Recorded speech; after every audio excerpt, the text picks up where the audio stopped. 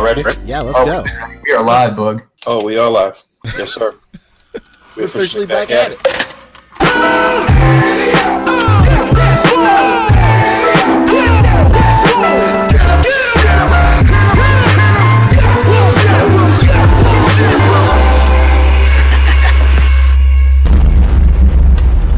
That's crispy.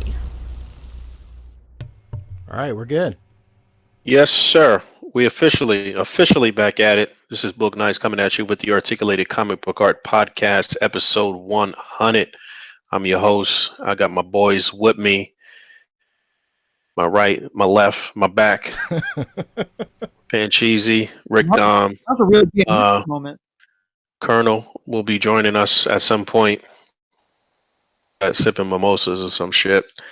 And yeah, man, we back. Episode 100. 100. Crazy. Pretty big milestone. Crazy. How you fellas doing? I'm feeling good. Yep. Yeah, it's good to quit. Exactly. 100. How was your birthday, Bug? And it was good, man. It was really good. Once again, thank you to everybody for the birthday wishes on Facebook and Instagram. And special, excuse me, thank you and shout out to my lady, Natalie, Peppy, and the entire A.C.B.A administrative staff for helping me get a new camera, a DSLR. So I'm really happy about that. So happy that I haven't even opened it yet. But I opened it and looked and shit and got afraid and put everything back and kept shooting with the old camera. But I'm gonna get a fresh start this week on that. I'm really excited, man, about that. So my birthday was wonderful. Thank you for asking, sir. Of course. Yes. Yeah. So this week, of course, our 100th episode. It'll also be the first time we're on podcast streaming services like iTunes and Podbean. Who knows? But sky's the limit. Exactly. So we wanted to take this opportunity with it being our first episode, being put out to the masses on new platforms to really introduce a lot of people into A.C.B.A. Articulated Comic Book Art. That's why our topics today are what is A.C.B.A., the birth of it, the early years, what it is today, more personally, how we all met, and then the future of A.C.B.A., and then we'll talk news and all that cool stuff in the after show. But yo, Bug, take it away. What's the elevator pitch for A.C.B.A.? Well, I thought I'd start by actually reading the description that is pretty much on all platforms. It's the description that new members will see when they come into the group. It's a description on the fan page. It's on my YouTube. It's basically it's even the description, a partial part of the description was utilized for me to acquire the trademark for A.C.B.A. as well, which I'll get into when we talk about the history and stuff. But yeah, I figured I'd start by just reading the description, so because that'll bring me to a shout out to someone who is no longer with us. But yeah, so Articulated Comic Book Art, abbreviated A.C.B.A., is a visual art form first recognized June 15th, 2009 by a passionate group of action figure collectors and is best exemplified by the efforts of this community who display their work on YouTube as well as in their homes and at their local hobby shops. The term articulated comic book art was coined by Kendall Gray, aka Book Nice, and is his registered trademark with the USPTO. He is the pioneer of this art form. The term has come to represent a growing venture of display art in local venues such as comic book stores, hobby shops, toy comic book conventions, and other related outlets. At its most basic level, articulated comic book art is akin to miniature dioramas found in many museums, and as the name implies, the subject matter is influenced by comic book superhero themes that pay homage to the Marvel, DC, and independent comic book universes, as well as manga and anime.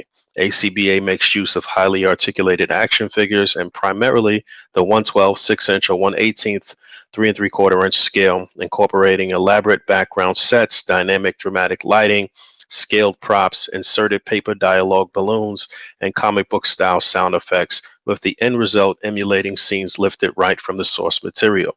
Due to the nature of this medium, the individual artist is not chained to any of these concepts, and liberties are often taken. So yeah, that was the official description for A.C.B.A, which was penned by one of our first members to the group, one of our first administrators, Mike McBride, who is no longer with us. He passed in 2012. The A.C.B.A Facebook group was started in 2011.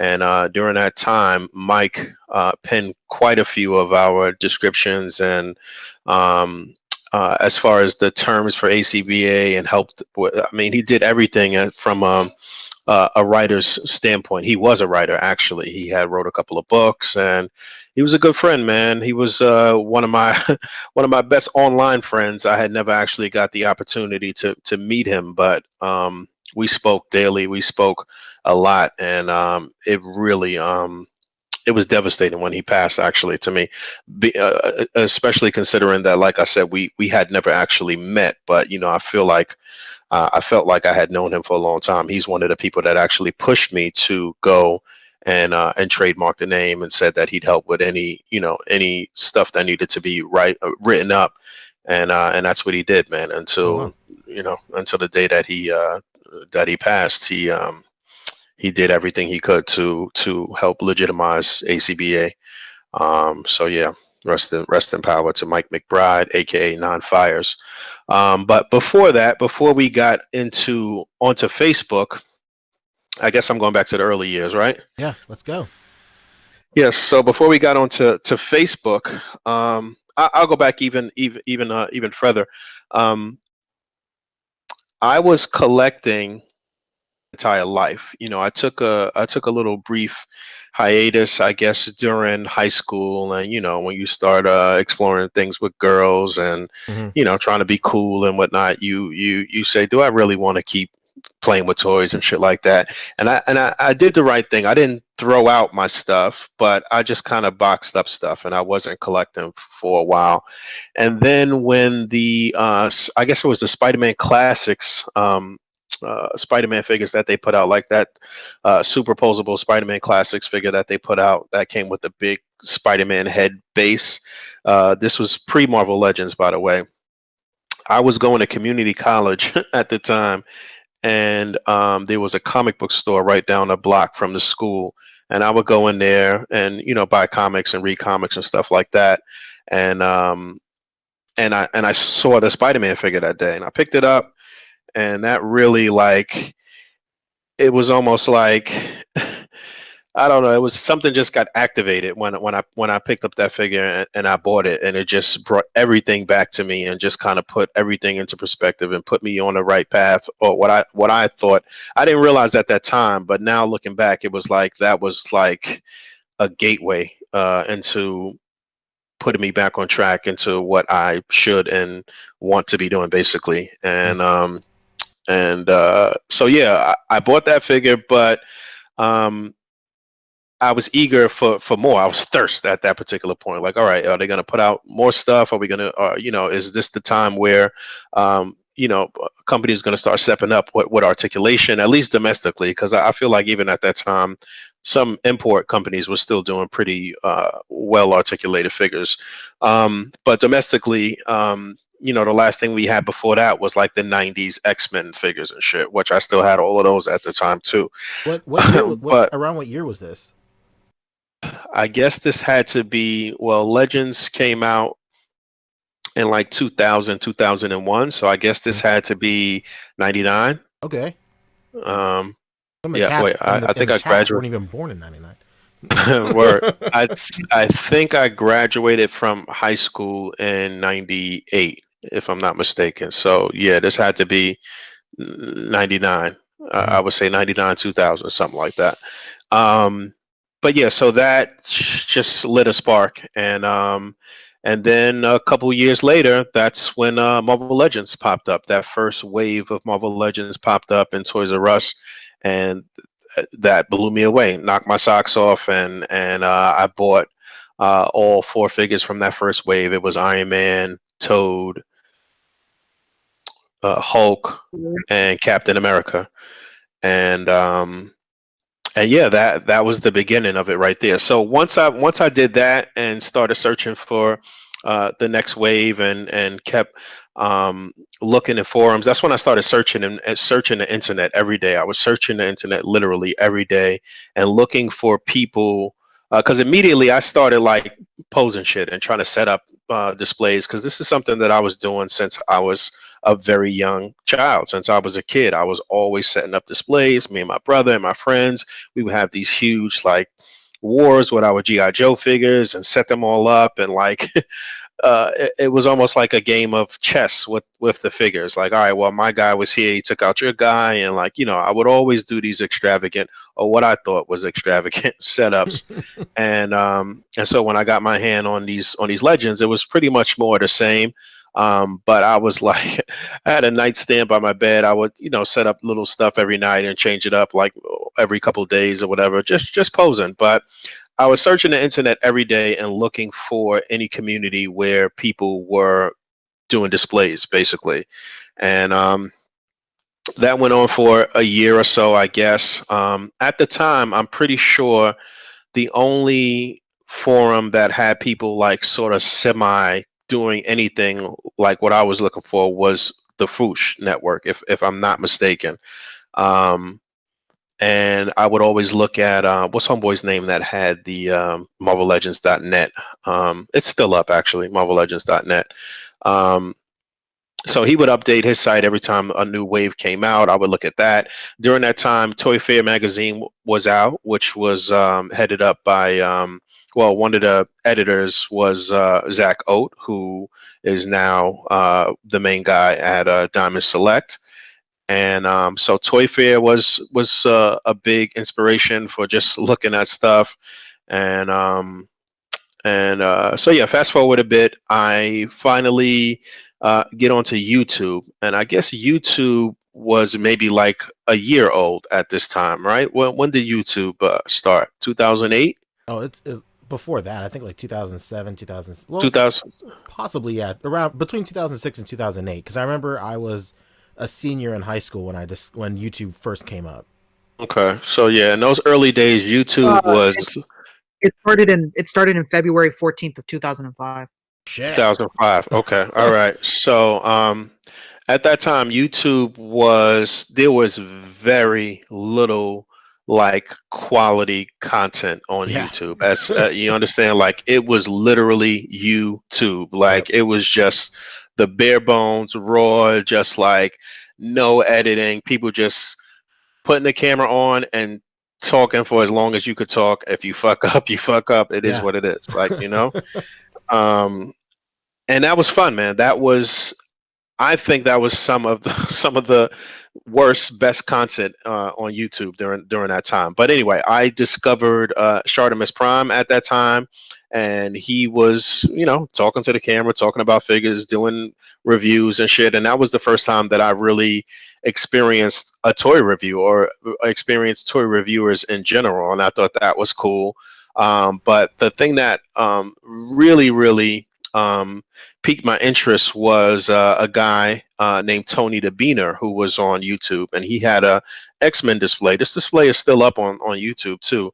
But he had the figures posed so nicely. And Tony the Beaner is still around. He's on Instagram. I'll put a link to that, I guess, at some point or whatever, so you could check him out. But he had the figures posed so immaculately, like they were just it was exactly what I was looking for, basically. Like, oh, okay, this guy gets it, this guy's doing his fucking thing or whatever.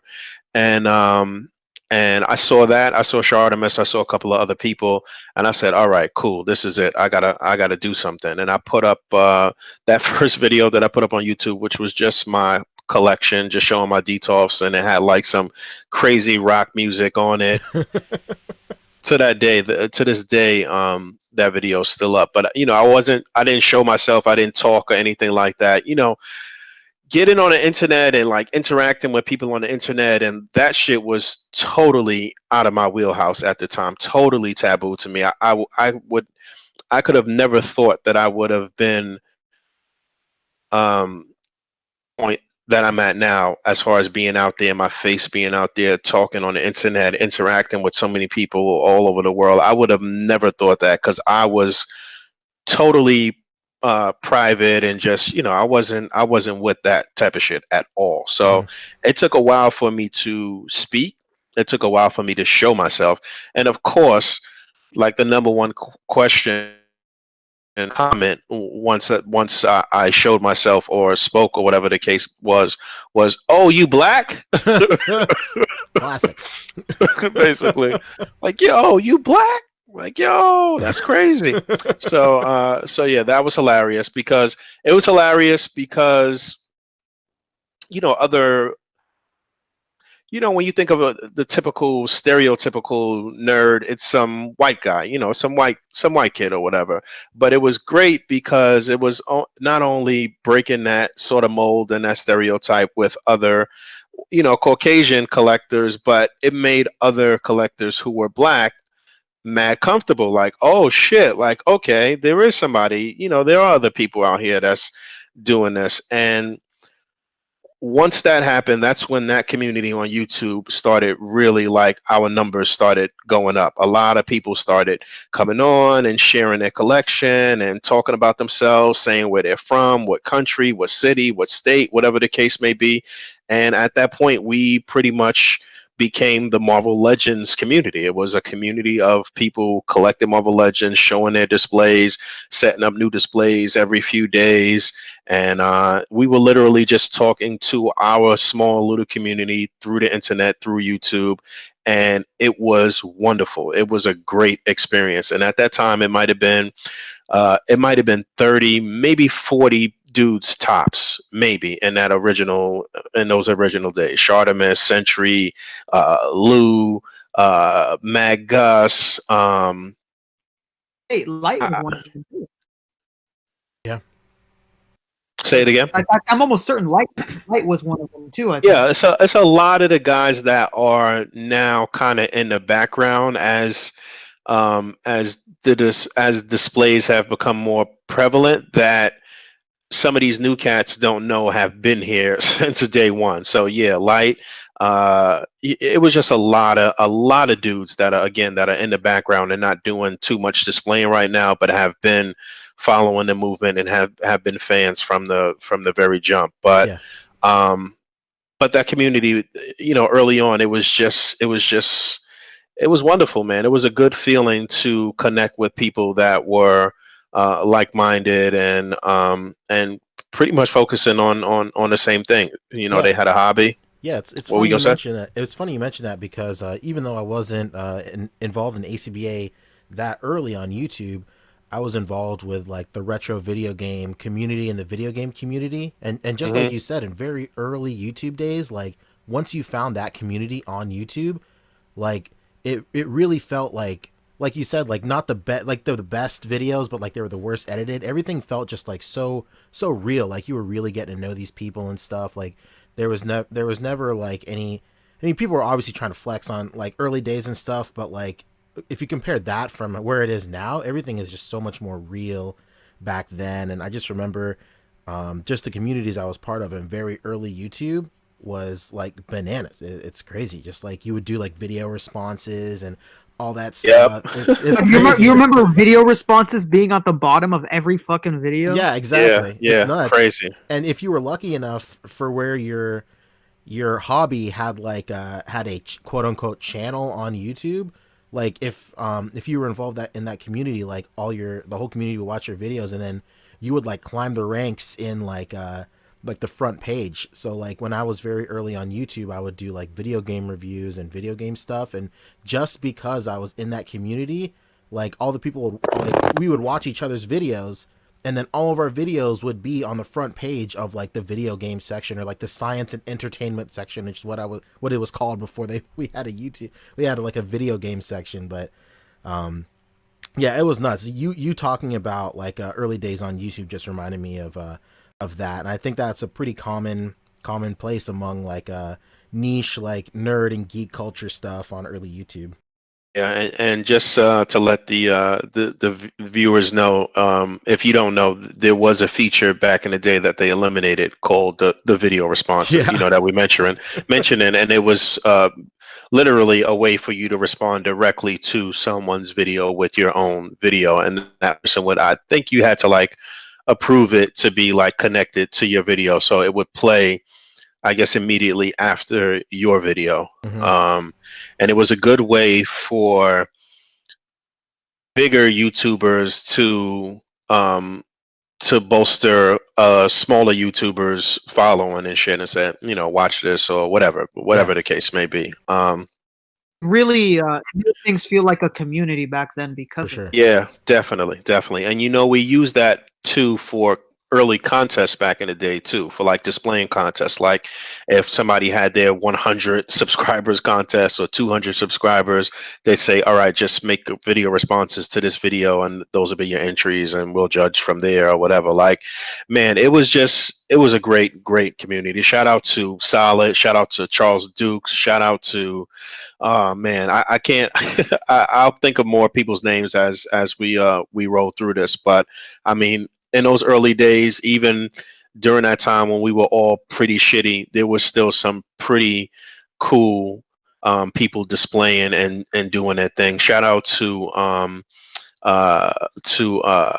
fuck, F3R PQS. That was his original name. I What a think he's name. like I think he's in I think he's in the Facebook group now under like Gato or something, but he won the very first like sort of official A.C.B.A. Tournament and shit. He had a crazy display at the time, a crazy video display that was an X-Men display that was just nuts, and he hooked it up with the music, and it was, man, he just really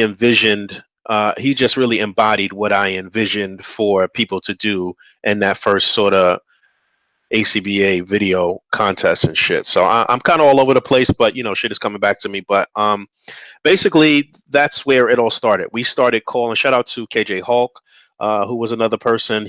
I remember me and KJ talking about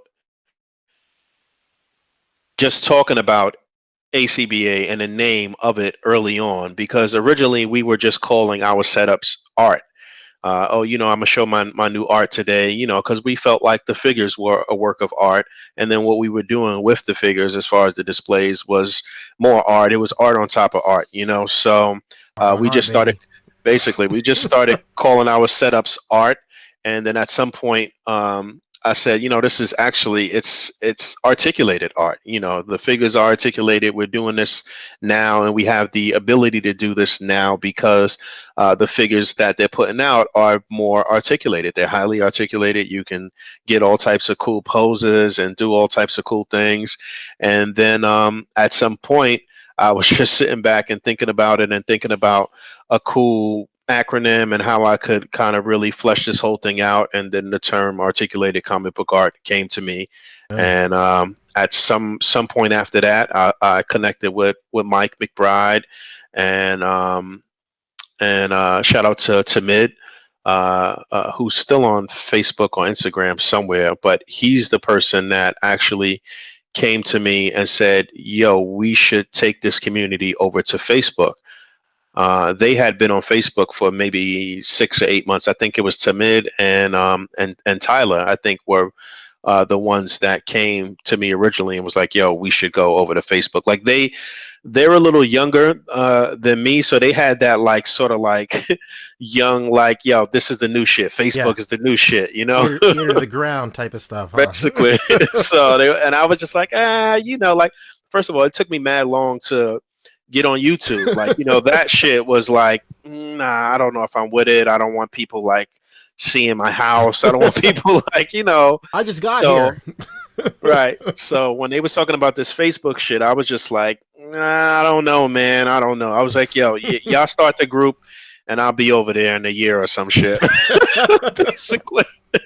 And that's what they did. They started the group, and then it didn't take me a year, but I didn't go immediately. I definitely didn't go immediately. But they started up the group, and then slowly but surely, everybody started migrating over to the group, and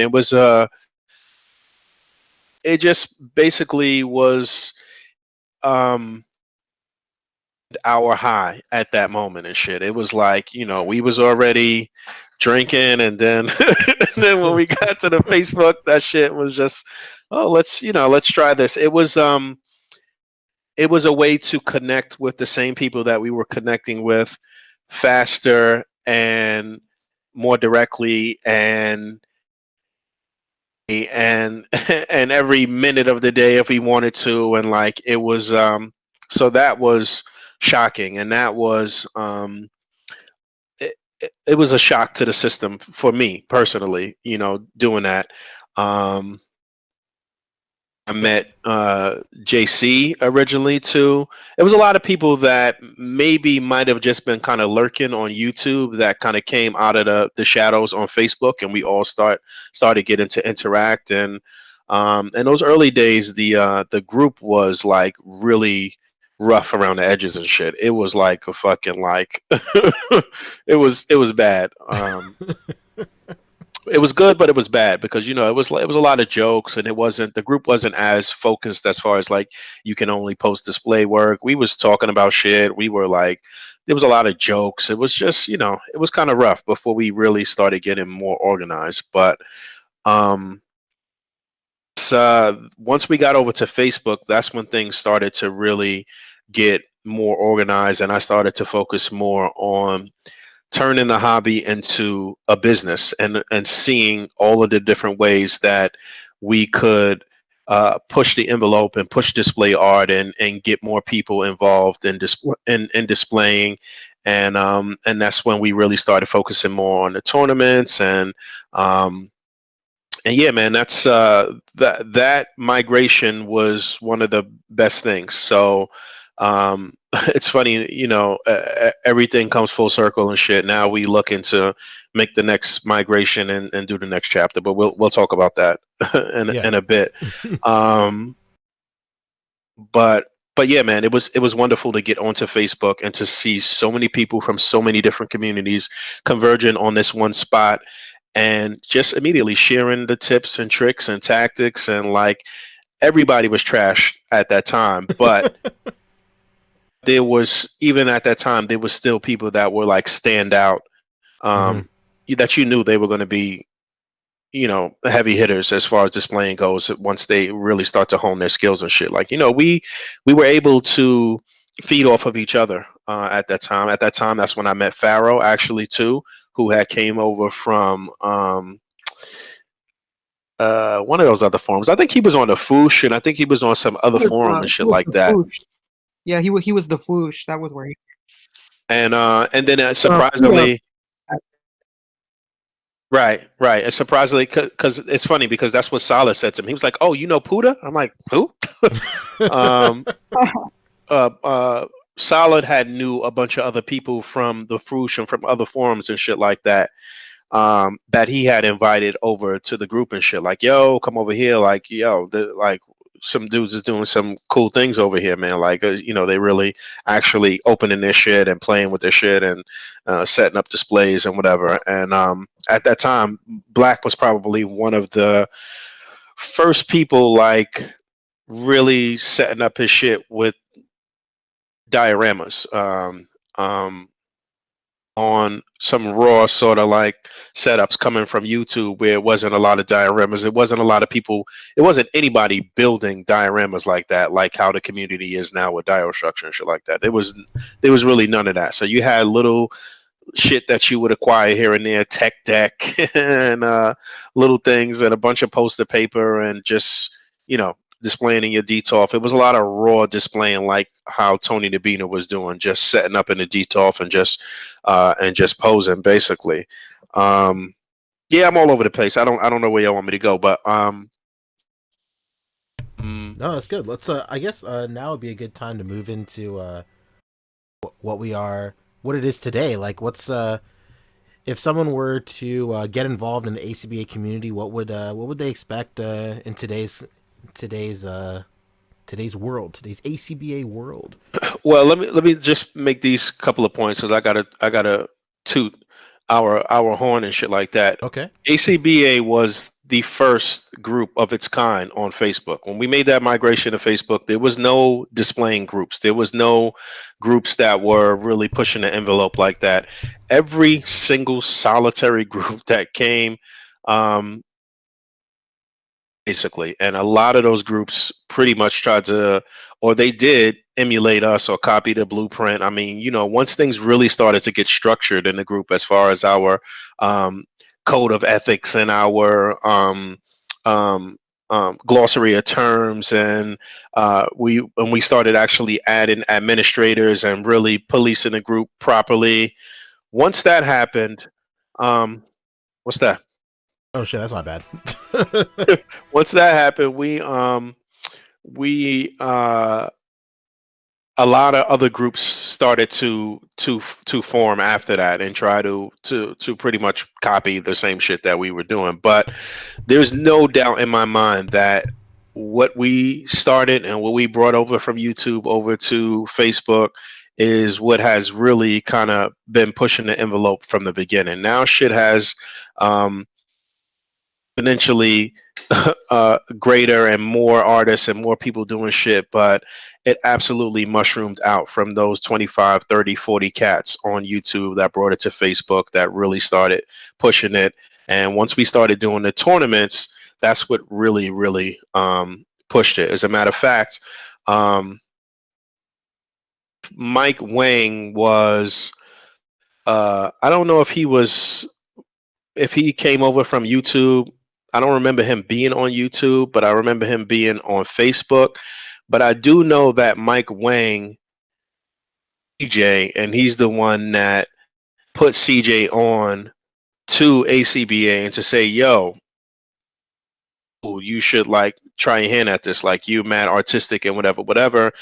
And CJ joining that first um, world tournament, the video tournament, when we really got our shit together, was his first time actually displaying, period, like getting into displaying at all. And during that time he won the tournament, first of all. So it was his first time doing some shit like that. He ended up winning the tournament. And I knew a guy who was out of Canada who was a journalist. He was a reporter, and he was like doing like, different like little niche things and reporting on other things. He's like, yo, I want to do an article on A.C.B.A. And he basically did an article on A.C.B.A., but he went and he met with CJ and interviewed him while he was setting up his display for the tournament. And like, the shit's still up there. The article is still up on the grid out of Canada. You can find it. And yeah, like it's 6 degrees of separation. Whoever you want to think about that's doing something within the community right now, they have some connection to A.C.B.A. somewhere down the line. What we've been doing has really kickstarted a lot of people, and it's kickstarted a lot of careers. A lot of people trying to make money from the hobby. There weren't people making bread as far as this goes. No, custom. I mean, there was some customizers early on. I'll say that, but not with all of the things that are happening right now. You got Can of Beams, and you got all these people doing soft goods, and you got A.C.B.A. with cutouts and this and that, and all of these little niche things. They all mushroomed out from A.C.B.A. We put a lot of people in position and bolstering this community and really. Nothing really. At the end of the day, we made it where a lot of people could come in and not only showcase their talents and their abilities, but also make some bread too. And the one thing that I always used to say was that we brought together a lot of different type of artists. There were people that were camera before, that were just videotaping their setups from YouTube and shit like that, that met a lot of traditional photographers and learned how to really photograph their figures. There were traditional painters who never really um, bought figures or thought about posing figures or anything like that, but they were just fans of art in general and saw that this was a new sort of emerging art form, and they started trying their hand at um, at displays. You know, they could paint Spider-Man, they could paint Wolverine, but to pose Spider-Man or pose Wolverine was something new. And you know, there were people who were just maybe customizing or trying to hint at customizing and never really thought about displaying. And all of these different type of artists came together and converged and pretty much made this new art form that was articulated comic book art. So again, history is just rich. There's mad shit that there's mad shit I can't even remember right now. Mad shit that I'll probably remember as we move forward through this episode. But I mean, so many people that I've met and dealt with, and man, it's been wonderful. It's been wonderful. Even when it's gone south, and you know, maybe there might be people that I don't really talk to as much now. Um, it doesn't matter. It really doesn't matter. It's the history is still there. It's still rich. It's still, I wouldn't change any of it, and it's all been wonderful. Shout out to my man Andrew, Red Hulk 80 from back in the day on YouTube, and he had his buddy Hulk Smash Everything. These guys were out of Canada, and they you know, in every era of the display game, there was somebody that came in and did something that was just monumental, that like changed the direction and really raised the bar and shit. So when those guys came in and they started displaying, they were using a lot of like real world like props like rocks and shit from outside and really putting together these displays and adding smoke and like doing shit that was on another level, and they made everybody else step up their game at that particular point. And again, over the years, there's always somebody that comes in and does that. Everybody's got their time to shine. Any one of these people that won any one of the tournaments has done it. Punk Mike, CJ, Black has done it. You know, everybody that's displaying in the groups right now, they're doing it every day. Ao Well, Chang and you forgot one like important thing about when we started was that it was crazy when we would do those display videos. And like since it was so early in the internet, everyone would sometimes see figures for the first time. Those video responses, we would do video response figure reviews. Somebody would be like, "Yo, what fucking Iron Man is that? Can you review True. it?" And your video response would be a review. Sometimes when you go look at old Shartimus, Sentry, and even Fernando videos, hmm they were responses to people asking like, "Yo, dude, can you review that and show me the articulation on it?" yeah. And that was like how it snowballed even more with people wanting to review Marvel Yeah, I Legends. mean, we I have to credit Marvel Legends with the inception of A.C.B.A, and Marvel Legends has always been nice to A.C.B.A too. Like, you know, they realize how, you know, those guys realize how much we were pushing that line and getting it out there to people all over the world through our videos and shit like that. And that's why to this day, me and Dave Vaughn are still close and shit, because he was one of those first people that really recognized what the community was and was like, and he was there and you know, grassroots with us and like, yo, what you guys got going is cool. Like, you know, this is really dope. And whether the execs want to admit it or not, you guys are helping to fucking push this line, you know, everything that you guys are doing. So again, that's why people like Shartimus and, you know, from and other dudes from the early days still have such great relationships with some of these people.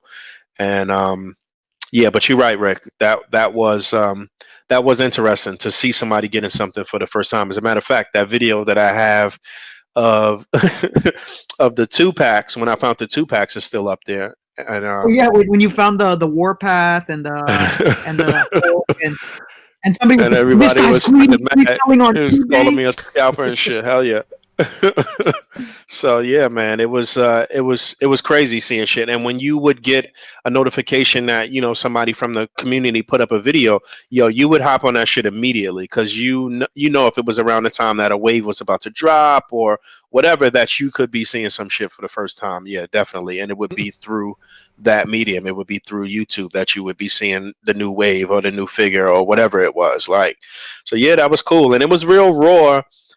Uh, um, reviews at that time. Like you said, literally somebody would open it up and fuck with it on camera and talk about it for a few minutes, and that's it. It wasn't any type of structured, edited thing. Like, but it was fucking cool. You were getting it immediately delivered to your home, and you were seeing it immediately, and you could talk with the person because that was your buddy from the internet and shit. Like, it was cool, man. It was a great feeling and shit. So now shit is way more competitive, and like sometimes I guess we find ourselves, well, certain people, depending on what like sort of genre you're in, like when you see somebody get some shit first, you actually get a little pissed now. If you are, you know what I'm saying? Like if Yeah. you are a reviewer and like, you trying to make this shit bread and butter and shit, and some other like not really well known reviewer gets some shit first, that shit is actually hurting your bottom line a little bit. So shit has changed really, like, it was way more innocent and like fun then, like, you know what I'm saying? And it's still very fun, but the rules, the landscape has absolutely has absolutely changed though. Um, but yeah, what else you guys want to talk about? I've been talking for a long time.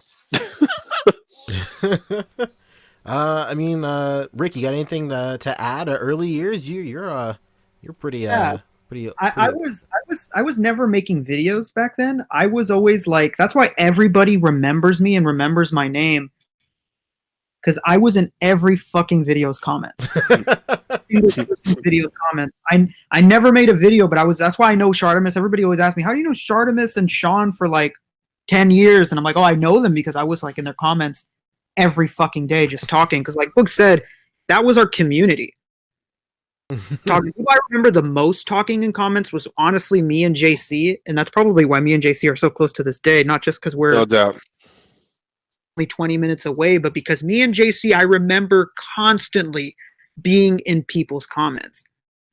And shout out to JRA Nightmare, who was absolutely JRA Nightmare. one of the first people making videos and helped pioneer all of this Sunday. shit. If another little interesting tidbit and fun fact from history is that JRA Nightmare was the first person who designed the A.C.B.A style flight stance. He's the first person that started doing it like that because he worked somewhere where he was getting all of this like scrap metal and shit. And the first ones that he was doing were a lot thicker than the ones that we're putting out now.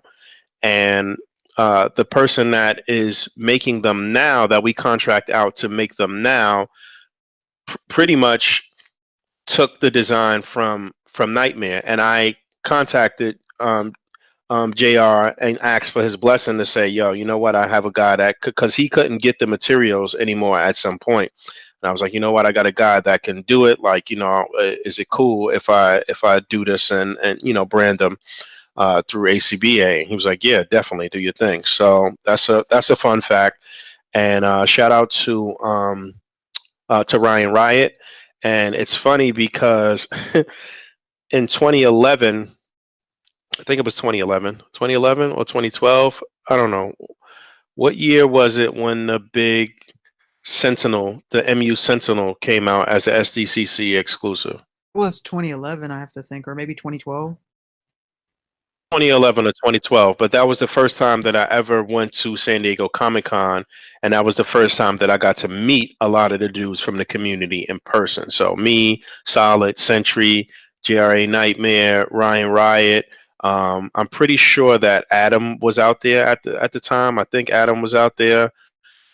Is that Adam when that Rodriguez. video came out where that crew was following you around and you? Yes. So during that time was Solid had got like picked to be in this documentary that Morgan Spurlock was doing for Comic-Con, and me and Solid were supposed to be roommates um, for Comic-Con. We got a hotel together basically. Mhm. And so he told the producers, like, yo, my boy's coming out here for the first time.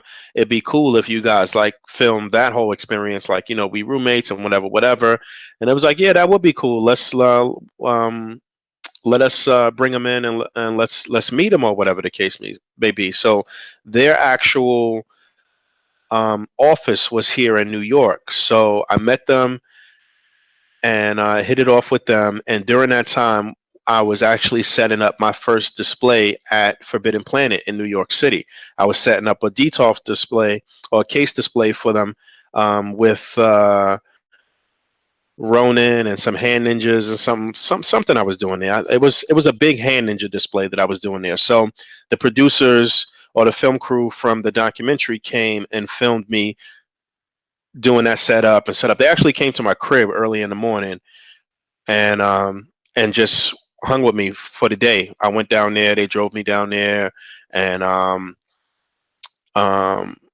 they met my girl at the time, my daughter's mom, and my daughter was like, I don't know, maybe like 2 or some shit. Maybe I don't know, maybe 1 or 2, but yeah, they and Planet, and they filmed that whole thing, and then they filmed me going out to San Diego, and then meeting up with Solid, and they filmed us the whole entire time that we were there, basically. But they only ended up using like a little bit of the footage for Solid, and I was probably in the documentary for like literally like 10 seconds, maybe. Yeah, the clip of you is like on You walked YouTube, over to Solid and said something. and he's like, "Oh, you see this new Marvel Legend?" Like, It's funny. It's funny seeing that shit now because both of us were like fit and shit. We were going to the gym like every morning before we went over and shit. Solid looked skinny as fuck. But yeah, it was still a wonderful experience though. I don't care, like, and we got to like skip every line and go shit. everywhere, and like shit was dope. It was really dope. So yeah, that's a crazy experience that I got to experience with Solid and with all of the guys and meeting them for the first time, and like we were out drinking every night, and like, yo, it was crazy. And then that following year, I think, was the year that me and Slings roomed together. And shout out to Slings, who is like a pioneer in this whole shit. You know, behind the scenes with Slings, those videos that he used to put out were like super popular, and he's always had my back. He's always been an admin from day one, from the moment that we came over to Facebook. And shout out to Vinny. I got to meet Vinny.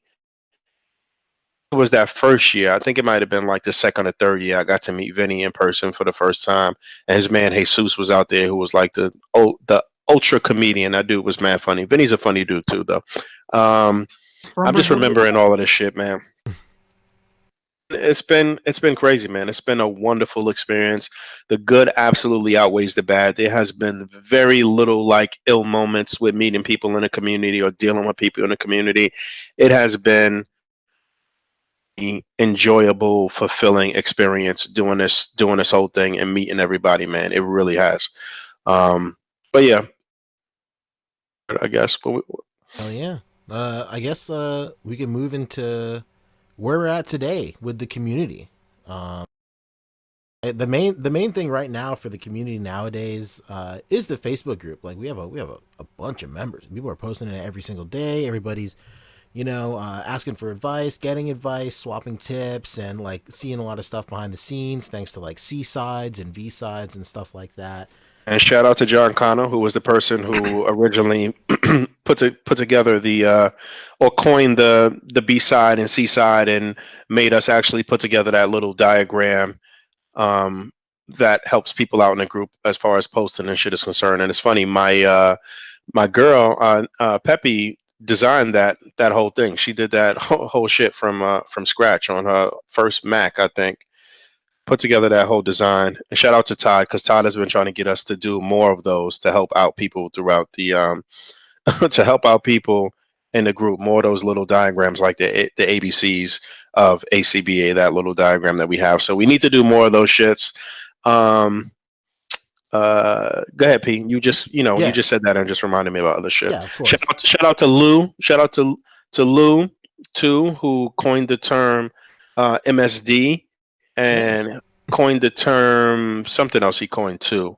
Shout out to everybody. Like in those early days when we were coming up with terms to help explain the different things that we were doing in A.C.B.A. It was like a think tank. It was like people coming up with the acronyms and different things, and then Mike McBride was just penning them and just making them, fixing them up and making them sound good and sound cool. And shout out to Kurt Brown too, who did some writer work for the group throughout the years as well too. I don't know where he is right now. We had a falling out a couple of years, some years back, but shout out to him. He's still part of the history, and the shit that he contributed was is still valuable. It's still Yeah. very valuable, you know. Um, but yeah, go ahead. You talking and you just keep reminding me. I don't want to. I don't want to forget anybody in the history. History is so many people who have contributed to the movement and who are a part of this history and a part of everybody's history because of that. I'm talking about everybody that's displaying. You gotta you gotta give it up to a lot of these cats from early on in the A.C.B.A community, man. I mean, Fernando had a fucking tutorial on how to send figures video. I'm sure you remember that. He got some Hell yeah. figures super packed up wrong, and he was like, "Fuck this shit. I'm going to show you how to pack up a figure." Yeah, I remember Fernando's sorry, not to cut you off. I remember Fernando's display for one of the tournaments. We had the Darth Vader display where he was like force fucking up everybody. That was like one of my favorite old displays, man. I wonder if he's still got that somewhere. But anyway, go ahead. Yeah, it's funny you mention all that because like nowadays people come into the group and like all these like terms are just like part of everyday stuff, and it's interesting to be reminded that in the early days people like you guys had no idea what to call any of this shit. And Solid coined the term vanilla. That of shit course. is widely used everywhere. It's like a regular term, and people just, I don't know where they think it came from or what happened. But again, like all of this terminology, all of these little sayings and how to describe shit and how to do shit, it all, a good portion of it originated in the A.C.B.A community and shit. So, there's people that, that have, like I said, I keep saying it, it's just a rich history, man. For But sure. yeah. Yeah, a lot of this stuff when being applied to action figures, like it had nothing. In the early days, you guys just had to write the book pretty much. It's cool to go back and recollect all that stuff for sure. One of the main things I forgot to mention was when I first incorporated cutouts into A.C.B.A, because that's what really sets A.C.B.A apart from simple toy photography and other things that are happening out there, is that inclusion of the cutouts and all of those different things. And I put up a video and I said, you know what, the term is there. We're calling this A.C.B.A now. We're calling articulated comic book art. The thing that's really gonna like kind of take this over the top and really kind of flesh this out and make this unique and cool is this. And I'm like, what I'm doing right now looks shitty, I'm sure, but I'm like, and sometime it's gonna catch on and people are gonna perfect it and it's gonna look good. And it was the first time I showed cutouts in a video. That video is probably still up on my YouTube somewhere. And from that point on, that's when people started copying. They even it's terrible to think about now, but even back in those days, some of us were actually cutting up actual comic books. What the fuck were we thinking? And then me and Ty started talking about a way to um, make them and mass produce cutouts so we wouldn't have to be cutting up shit anymore. Like, you know what I'm saying? And that was early on, but it didn't happen immediately. We just talked about it during that time. And it didn't really happen for some years after that, though. When we got together and started trying to figure out how to do it. Um, but yeah, man, it's crazy. It's crazy thinking back to all of this shit. And shout out to Peppy, of course. She helped a lot in those in the early days as well. Um, Yeah, it's funny you mentioned that video because the video is definitely still up on YouTube where you first where you first showed off cutouts, because I think it was like last year or something. I was just like browsing YouTube. I was looking for something in your channel to make like a video or something like that. And then I came across that video and I didn't realize how old that video was. yeah, And it's I was terrible. like okay, interesting. And then like and then the best part about that whole video is like, okay, yeah, these are. I just want to warn you guys. These are very in the very early stages, very rough around the edges, and then like before you pan over to the cutouts, you cut the deepest belch ever. It's so funny.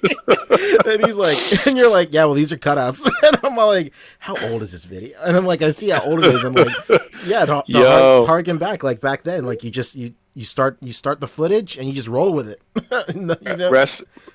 Again, that just goes to what I've been saying about the rawness of YouTube during these days and shit. Like, we was just fucking everything about those videos was just nasty. It was just like they look nasty, they sound nasty. We were belching and farting and doing all types of shit. But rest in peace to Glenn Webb, because he was one of the people that would always comment on me belching, because I used to do that shit a lot.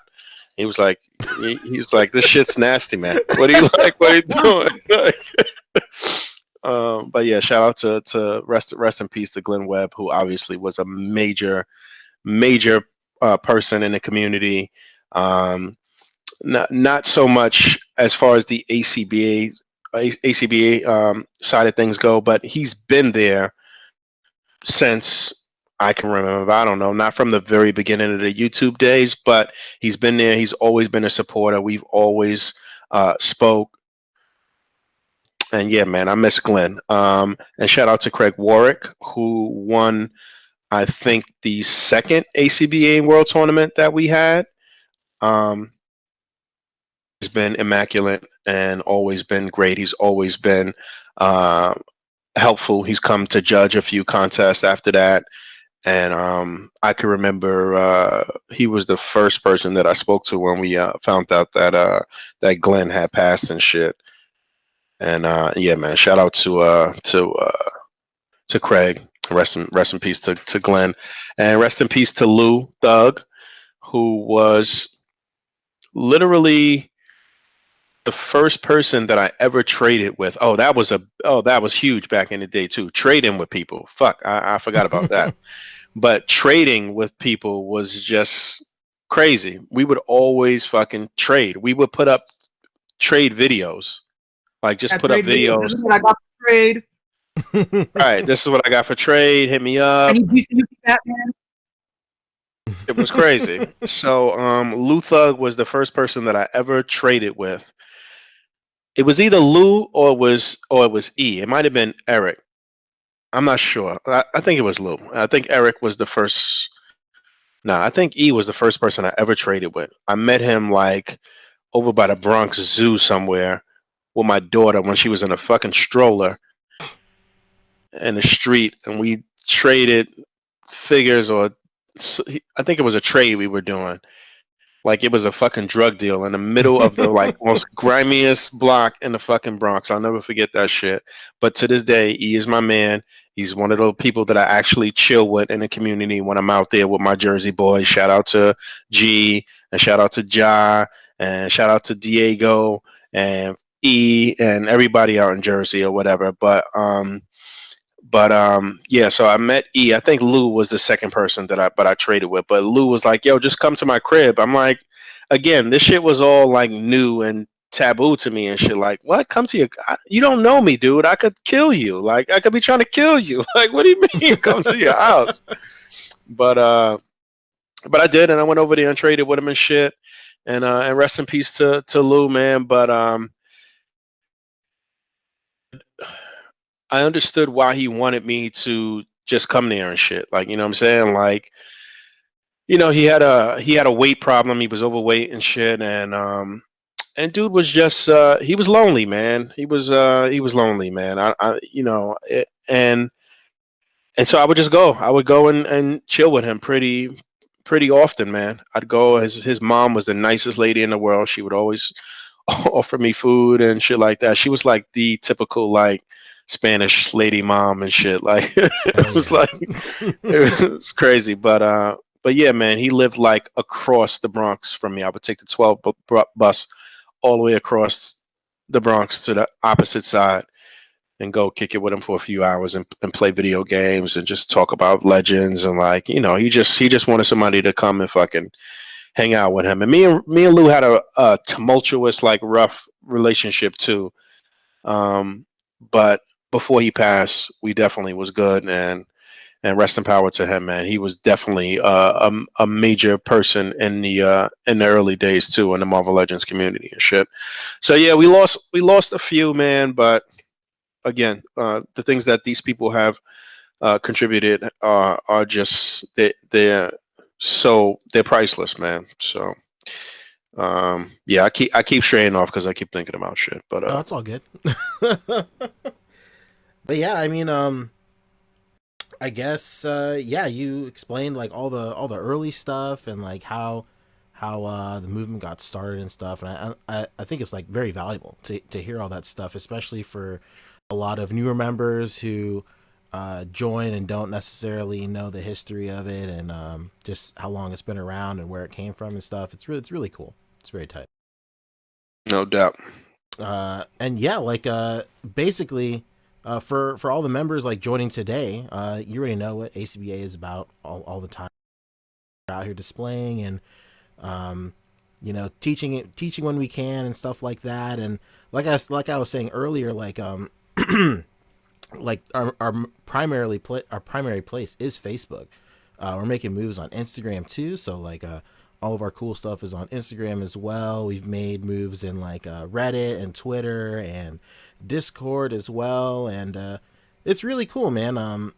I'm like probably the newest person on the panel to the movement, so like I just remember hearing about A.C.B.A. and then just really getting a good sense of what it was all about. Like, yeah, of course there are other like toy groups and stuff like that, but like when I joined A.C.B.A, like we had like tournaments and like we had like a big community on YouTube and stuff like that, and it was really cool getting a chance to participate in those tournaments and like really try and prove yourself like among all the best displayers in the world. And obviously there's like your reputation on the line, but there's also like some money in the air too, and like that just makes you want to work a little bit harder. But then like when you think that's what it is, like you see other people's display, and then that's when like the fire really gets like lit inside of you. And like you just want to like prove yourself and go out there and just like display with like some of the best dudes in the world, and really just make it difficult for people to decide between you and your competitors. So No doubt. if you're joining A.C.B.A today, like uh it's great, dude. You should also know that the person that pretty much um, path of marrying our skills of posing and that keen eye for displaying with actual dioramas was who was like one of the first people that I knew of that was building his own dioramas from scratch that were just fucking immaculate. Who was it? You And cut off. Ogun, Oh, okay. rest in peace to him, rest in power to him. He passed as well. But it's because of him that we started the dio structure group in his memory. His diorama, that like dilapidated building that I have, was the first diorama that I ever bought. He sent me, I think he sent me the sort of like locker room one that he did. I think he sent me that for free, if I'm not mistaken. But the first diorama that I ever bought was that building. The unboxing is still there on my channel. I think that was around the time that I met Pepe, actually, like maybe like a year or so before that.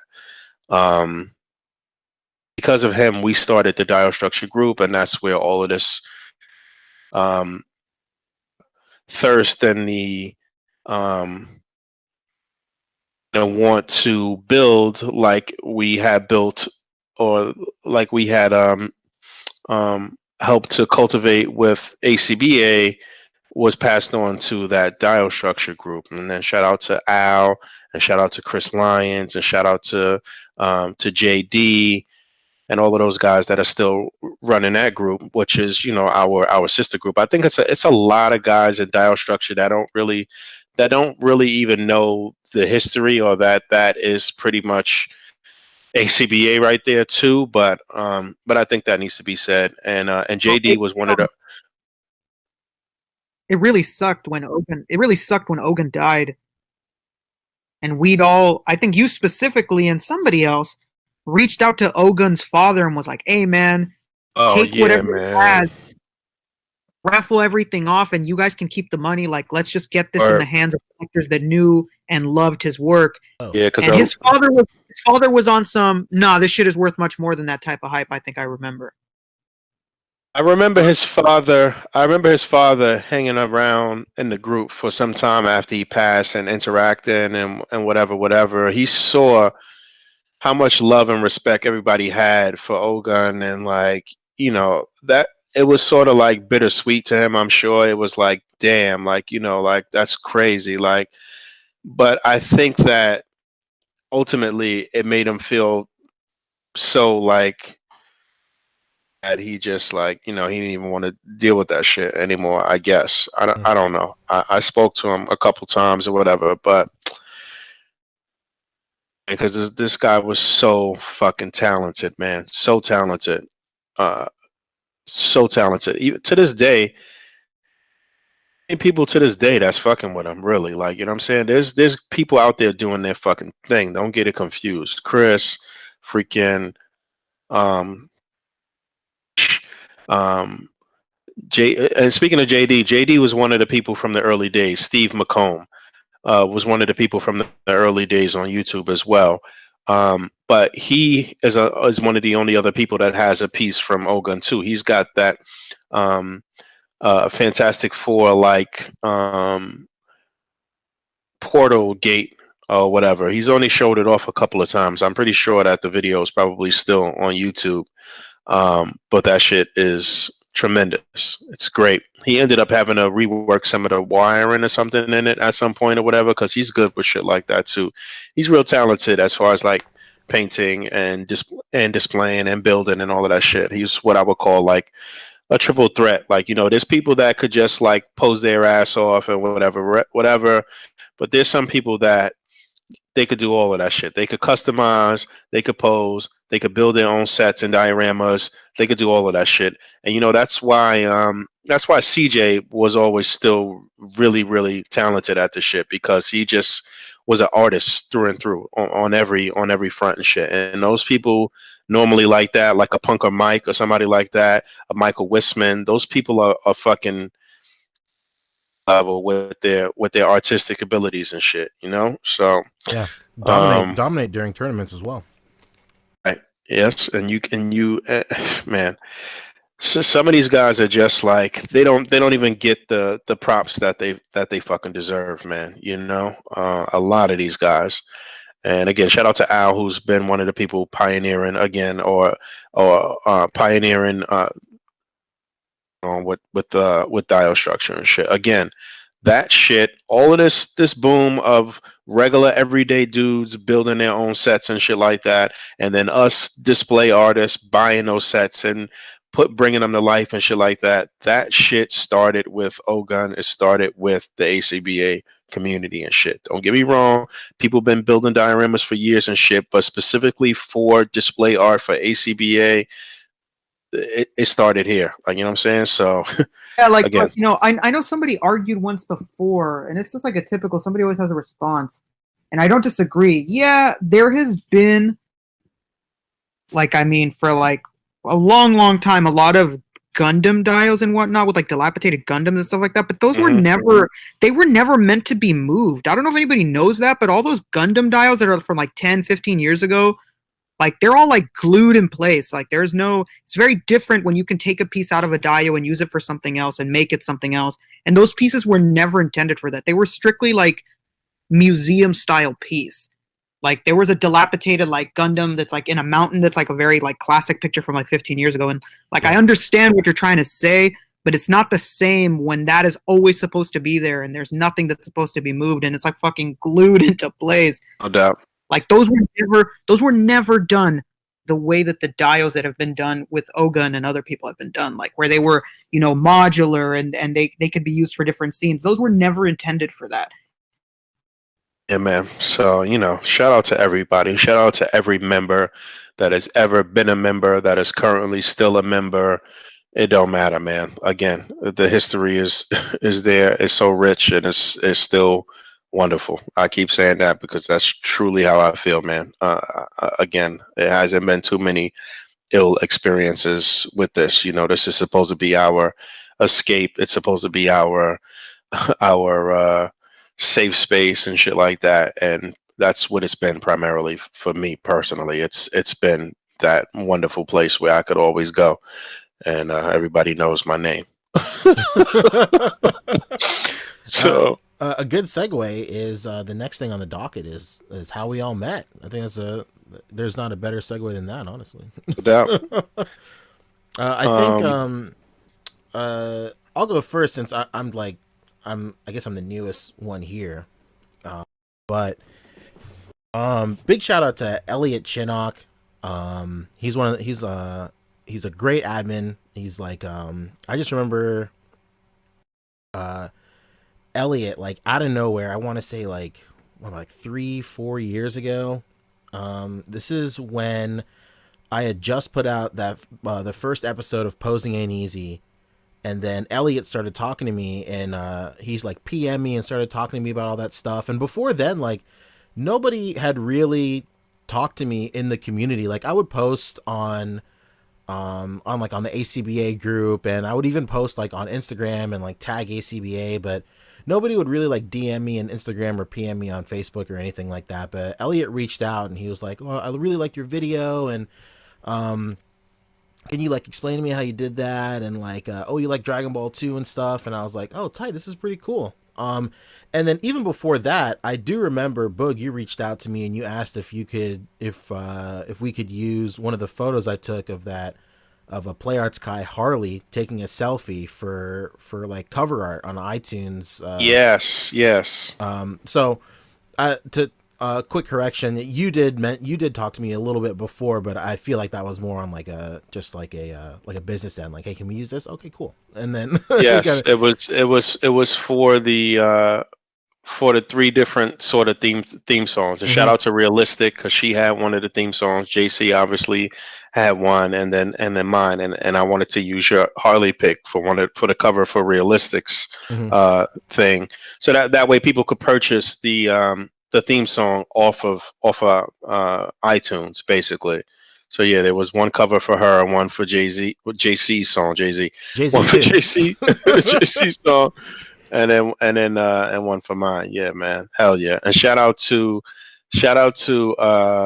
Dominic DiMiglio. I can't even pronounce his last fucking name, but he was one of the dudes from the early YouTube days, and he was the person I ended up using some of his artwork for some of my own music. I ended up using some of his A.C.B.A photos for music that I had on SoundCloud actually too, and that made me realize that I always want to use A.C.B.A for music covers and shit. So anytime I ever put out music, it'll be A.C.B.A for sure. But yeah, go ahead. My bad. Oh yeah, it's funny you bring up Dominic too, because after I put out the first episode of Posing Ain't Easy, he messaged me as well, and so Dominic and Elliot. What were we gonna say? I don't know that he's even doing anything toy related anymore. He had got into a space where he was just like doing straight up regular photography and photographing people and clothes and shit. Yeah, he's a straight up photographer now. It's crazy. Right. Like I still follow him on Instagram. And it's funny because on Instagram, like he'll do like these little Q&As and stuff, and like there's still cats there in the A.C.B.A community that still follow him, like just out of respect, obviously. And even though he doesn't post any toy stuff, like they get to know him and like they still follow him, and like he'll still get questions about toys, and he's just like, I'm paraphrasing here, but he's just like, I just sold my collection, and I just have nothing to shoot. And but like yeah, he's a photographer now. He's doing really well for himself. It's great, man. It's super cool. It's cool that the A.C.B.A was a stepping stone for him to find another passion as well. Even yeah, no doubt. Again, like I said, he's always been photographer anyway. Like, you know what I'm saying? Like Yeah. it was, so again, like I said, it was bringing all of these different type of artists from Oh yeah. together from a traditional form of art for something so untraditional and just new and fresh and like it's been crazy, man. It's been crazy. I'm sitting here looking at pictures that to take with somebody else's artwork as far as dioramas are concerned, but it's a smorgasbord of ideas and just it's just art, man. It's just it's great, man. It's fucking great. It's just great, man. To look at anything and like they say, a picture is worth 1,000 words, man. It's just amazing to see the things that people are doing and where they're going and sponsorships and this and that and like it's cool, man. It's really That's, cool. yeah. So like Elliot messaged me and like he was talking we were talking for a little bit. I want to say like a week or something. We were talking just like chopping it up about A.C.B.A and stuff and Dragon Ball and whatnot. Hmm. And then all of a sudden he messages me one day he's like, "Hey, I'm coming to the United States. Do you wanna meet up?" And I was like, it's a big country. Like, where are you going? Like, where are you gonna be? And he's like, I'm gonna be in New York. And I was like, oh, when are you gonna be there? And he told me the dates. And funny enough, it's such like I've told the story like very in like less detail on the show before, but the amount of like coincidences and plans falling through, like the percentage I had of even coming there to meet everybody was so slim. So at first me and my wife had bought tickets for MagFest, which is a retro video game convention in Maryland actually. Hmm. And it was around it's literally the same weekend I think, or the week before, as the week Elliot was coming by. And I was like, oh cool, well I'm going to be in Maryland, maybe I can go back up, I can swing back up there because because it's not that far away. Even before then, Elliot was like, oh cool, I'm going to be in New York, like where are you? And before I could even type anything, he was like, you're on the East Coast, right? Why don't you drive up? And I was like, you really don't know like how far away. So, Like it's not like that. exactly, yeah. And I was like, I mean, maybe I can make the 11-hour drive, I don't know. But I was like, yeah, I'm gonna be in Maryland anyway, so maybe I could try and come up, that'd be pretty cool. And what had happened was the plans fell through for MagFest, and then I was like, okay, well, all right, well, MagFest is out of the question. And then I saw that Toy Fair was actually like maybe a week after or a week before. And then this is before I knew anything about Toy Fair. And I was like, well, maybe I'll try and go to Toy Fair. And then I was like kind of jazzed to go to Toy Fair. And then I learned that it was an industry only event. Like there's no shit for sale or anything like that. And then I was like, oh, okay, well those plans kind of fell through. And my wife and I had both like requested like days off of work and stuff. So we had made plans to leave like around that time anyway. And then Elliot just kept on talking about like how he's coming to New York and he's going to meet up with you, Bug, and like everybody else. And then I was all like, all right, cool. So these two plans fell through.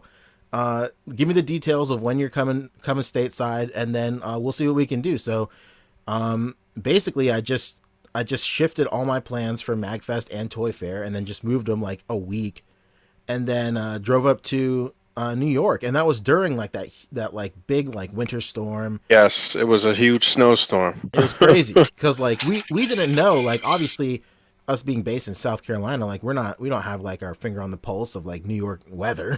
Why would we? But then like we had already gotten our hotel booked, and like it was the night before, and then we heard about like this huge storm, and I was like, well, we might as well just do it. So we were driving up there, and like none of the roads were like plowed or anything, so it was like a huge nightmare getting up there. But we finally got up there. We met up with all of you guys, and I remember we met at like we linked up at a bar, I think. I can't remember. It was like some Irish bar. I can't remember, but we had gone back to that bar again like the following year for I think That was like one of our regular like Comic-Con spots that we regular go spots. to all the time. Yeah. Yeah, of course. So Before that, you and I, Boog, have spoken a little bit, but then like when I finally went up there and met up with you and Light and everybody was there. We finally we got to talking about a whole bunch of stuff, and after that trip, like I became an admin, and then I started doing more like visual stuff for the group and all that, and more video stuff. And I think before then, you would commission me to do your intro too for main course. It may have been before that, or I think it was after that. But Yep. There was a young kid, I can't remember his name right now, that had did like my first early intros. He was like just kind of learning the I guess graphic design shit and like whatever. He was literally like some kid like living with his mom and shit like that. And that did them early on. But yeah, P came and was able to do it because he wasn't able to do it at some point. I think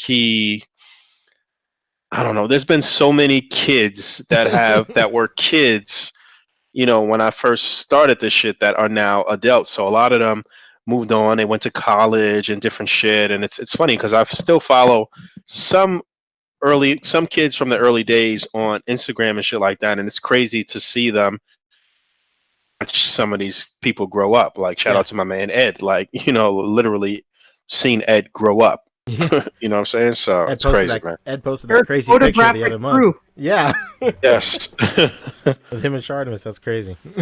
Word. But yeah, that one like chance meeting of like some admin in a group from from overseas messaging me, seeing if I can meet him up. Like just led to all this. It's really crazy. Super cool. I guess you guys can go on. I know. Unfortunately, I haven't gotten a chance to meet Rick face to face, but that didn't change anything. Whatever.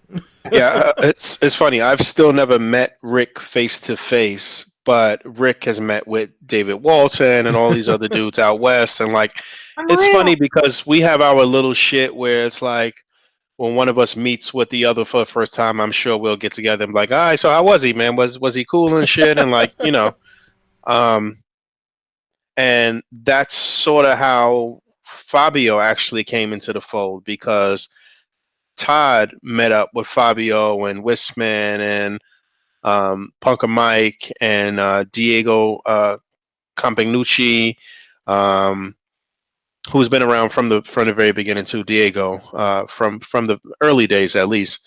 Um, and then Todd came back to me and was like, "Yo, Fabio's cool. You should probably think about making him an admin. Like he loves this shit. He's about this life, and like he's smart, he's sharp, he's this, whatever." And Todd is the one that co-signed Fabio. Hell yeah. And then it wasn't until some years after that that I actually met Fabio in person. But yeah, it's been a great relationship. It was great chilling with him this year, and I mean not this year, year before last year before, I don't know, one of these years when we was in. Oh, when we. Fabio, a bitch didn't know it was me. On the show together for like months. That's funny. Fabio was like, I don't know if anybody knows it. I just always have all these random ass friends, and I had a way to get into Comic-Con hours early. I was hanging out in the fucking con, like literally empty, nobody's doing anything, and then the doors finally open. Frantically running through the door, and Fabio's like, I gotta get to NECA, and I'm like, Fabio, over there. Everybody's running to Funko and to Hasbro. I was like, you don't worry about it. He's like, no man, I gotta get over there. I'll see you later. And then he runs off. Must have known it was me. Oh well, he's busy. And years later, Fabio was like, oh, we really got to meet up one time. We got to meet. I was like, dude, what the fuck are you talking about? I met you before. And then I told him about what happened. He's like, dude, I don't even remember that. And I'm like, what? Just last year, Fabio was like, yo, Rick, me and my lady are going to go see a play in San Francisco or somewhere around here. He was like, what are you doing? And I was like, oh man, my family's having a party. I can't meet up with you or nothing like that. oh man, that's a bummer. And I was like, oh, but just come to my house. And he fucking came to my house. Hell And like, yeah. yeah, he was hanging out with my family, having drinks, and they were like having food here and stuff like that. Yeah, it was hilarious. Door, and my family was like, oh my god, Rick, that podcast is real?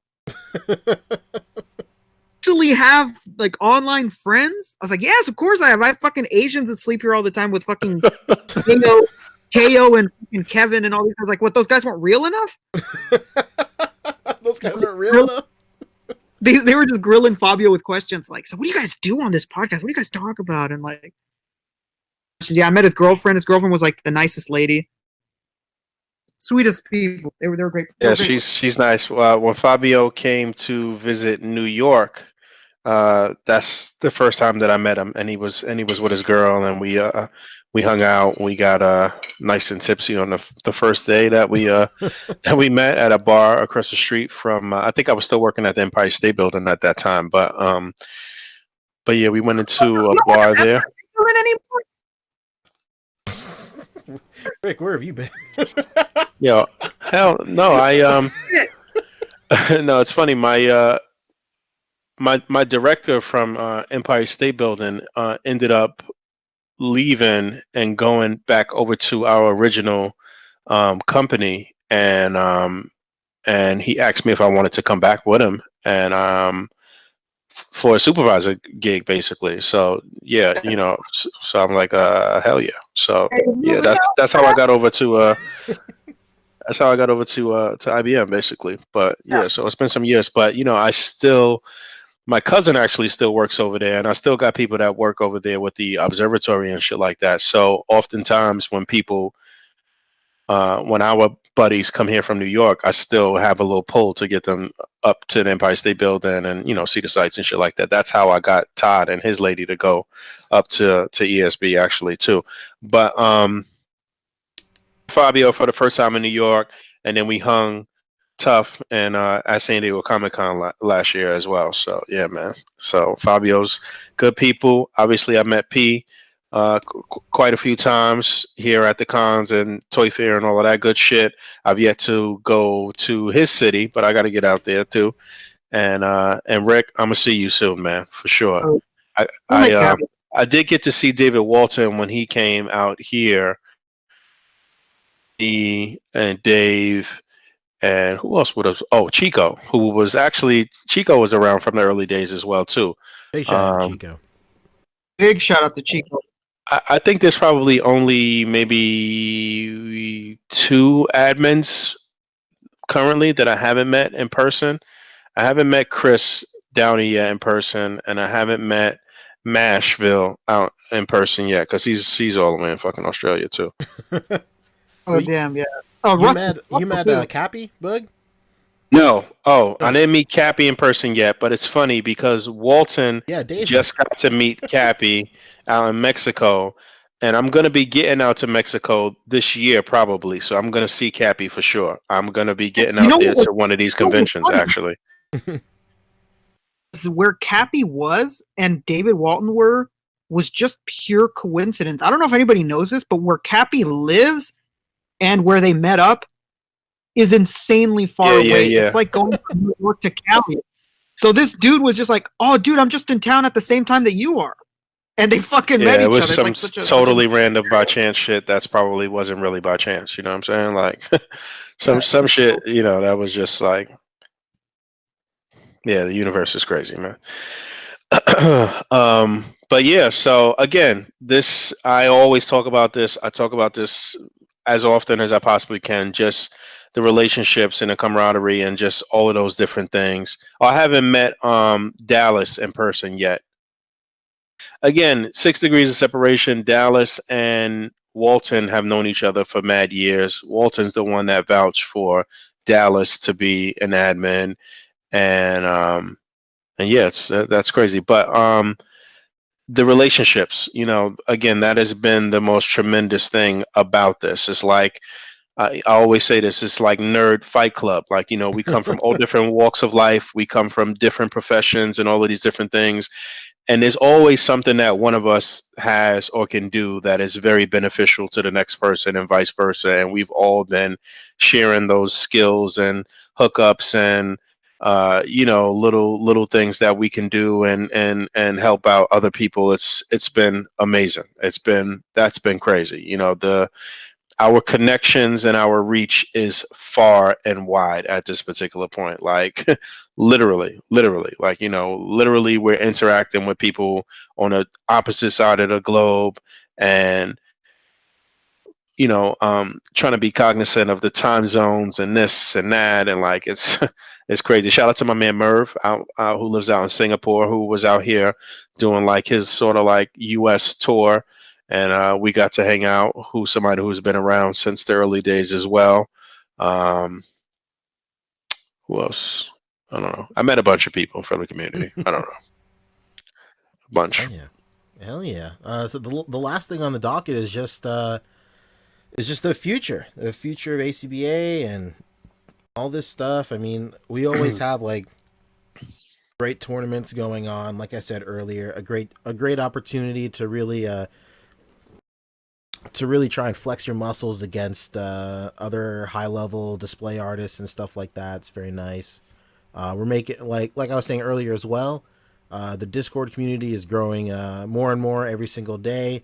And stuff like that. Boog, do you have anything to add that you can disclose at the moment? Well, we definitely want to get back on our tournament game. I think that the level that everybody is displaying at right now is super duper high. It's been elevated for quite some time, and I'd like to see some really big names out there in the YouTube stratosphere get out there and get in some of these tournaments. Because my vision from day one has always been for the tournaments to grow into something that is nationally televised. So so in order to do that, we got to keep building on that. We got to keep building with sponsorships. It's something that could bring in a lot of sponsorship, a lot of money. It would be new to television. It would be something crazy. I've said this quite a few times as far as like a A.C.B.A tournament being like one of these cooking shows or baking shows or something like that, where you'll have a team and you'll have a few hours to put together something or whatever, set it up, shoot it, or film it, or whatever the case may be. Maybe it'll be over a week's time or something like that, for something on the level that I'm envisioning. But yeah, just to keep building on the tournaments and keep pushing the envelope and keep getting as many sponsorships and as many toy companies involved as possible. And that's where it is. And continuing to build the brand as far as our in-house product goes, and putting out more cutouts and more flight stands and more effects and more props, and just keep pushing the pushing it to the point where my hobby can absolutely overtake my 9 to 5 and be my regular 9 to 5. If you're not doing what you love, or if you're not making bread doing what you love, then you're not really living life to the fullest as far as I'm concerned. So if I can continue to enjoy art and actually make a living doing that, then that's what I'm gonna do. That's been the plan from the beginning and shit. And year or so, I haven't been as focused as I could be on the business side of things. So I definitely want to be better. And this year and throughout through 2020. But yeah, I like where we are though. Still, I think that I think we have a great admin team, and I think that we have all the tools necessary for every member of that admin team to be um, within the company as well. And that's what I'd like to do. I'd like to break bread with all my guys that been around since day one. Basically, my closest people on the team that been around since day one. I want us to push this to the limit and really make some money. Basically, but yeah, that's it. Hell yeah. This isn't on the docket, but Rick, I wanted to like really get inside your mind. For those of you who don't know, Rick is responsible for the podcast. No doubt. Yeah. And Yeah. I really wanted to get inside your mind and see if you could take us through the process of getting this whole thing set up and the early days of the podcast and stuff like that. That was funny because I'm sure anybody that knows who I am knows that I'm the king of having way too much fucking time on his hands. And messaged like, Rick, why the fuck are you awake? Or like, Rick, why are you doing this right now? Why are you doing this? And I just have the luxury of being able to make my own time. I'm my own boss. So I've just been able to make my own time and stuff like that for years now. And in 2013 or 2012, Nando, JC, maybe sometimes Boog, but it was mostly like Shane Miller and stuff like that. All of us would meet up on this site called Tiny Chat. Shit, yeah. I remember hearing about that stuff. Yeah, we would talk on Tiny Chat for fucking hours about shit. And Tiny Chat was basically, I don't know, I don't even know if that site still exists, but you would just connect to it and it would be like, but you all knew each other and you all like shared a room together. And it wasn't a lot of dicks in your face like Omegle. Anybody who remembers that website, I don't know if that still exists. I was just referencing Omegle the other day, actually. Really? Yeah. Yeah. So shout out to all those dudes still looking for chicks on there. It still exists. So yeah, we would meet up on Tiny Chat all the time and talk, and we would just bullshit. We would talk about movies. We would talk about the fucking figures that we're collecting. We would just bullshit. We all just kind of got sick of Tiny Chat because that site sucked. Shit, we would always have to create new rooms, and it would just be a total pain in the ass. And one day, I just discovered Google Plus and what it was, and we started making all these rooms and hanging out. And Google Plus started allowing us to have like fucking dudes in the chat room, and we were all sitting there, and it would be like me, Billy Mahoney. That would actually be the quote unquote the Fantastic Four would be the joke. Would be the joke. Raph. Shout out to Raph Padilla. Big shout out to Billy as well. Too, who's still around, just he's a family man now. And it would always be like me, Billy, Shane, and JC on all the fucking time. And one day I'm just sitting there and I tell him, I was like, dude, we should just start fucking recording this. We're on for hours. We're like, we might as well just like and put it on YouTube. And because that's the feature with Google Plus is that you can live stream whatever you're doing, your conference or your call that you're having. You could live stream it on YouTube. Like, yeah, we should. And then nobody wanted to have a channel to do it. Time I'd been admin for years. And I was talking to Pharaoh, and I said, Pharaoh, I'm going to tell everybody that I want to do this, that I want to start an A.C.B.A. podcast. So back me if I do it. And Pharaoh's like, yeah, man, I'm going to back you to do that shit, man. Oh, boy. I don't want to Pharaoh. And he's like, all right, cool. So I go to the admin chat and I tell everybody, I'm sure that if you dig down deep enough, the fucking post is there. I was like, hey man, I want to get this done. I was like, we fucking all day. Boog would be on for hours on end too. I said like, we'd be take a on shit, for but that hours. can you hear me? Yeah. I was at the sink, but that Pharaoh impersonation, hilarious. But I forgot to mention, I didn't meet Billy in person yet either. But a nice fun fact of history and shit, I've said this before too. Billy's wife, Christine, is the voice on the That's Crispy A.C.B.A. Logo animation. Yeah. That's Christine's voice, if you don't know that. Yeah, that plays. I specifically, after learning that fact, like, of course, it's the stinger for. I remember when you and I first started talking, Boog, and I started doing videos on my YouTube for A.C.B.A.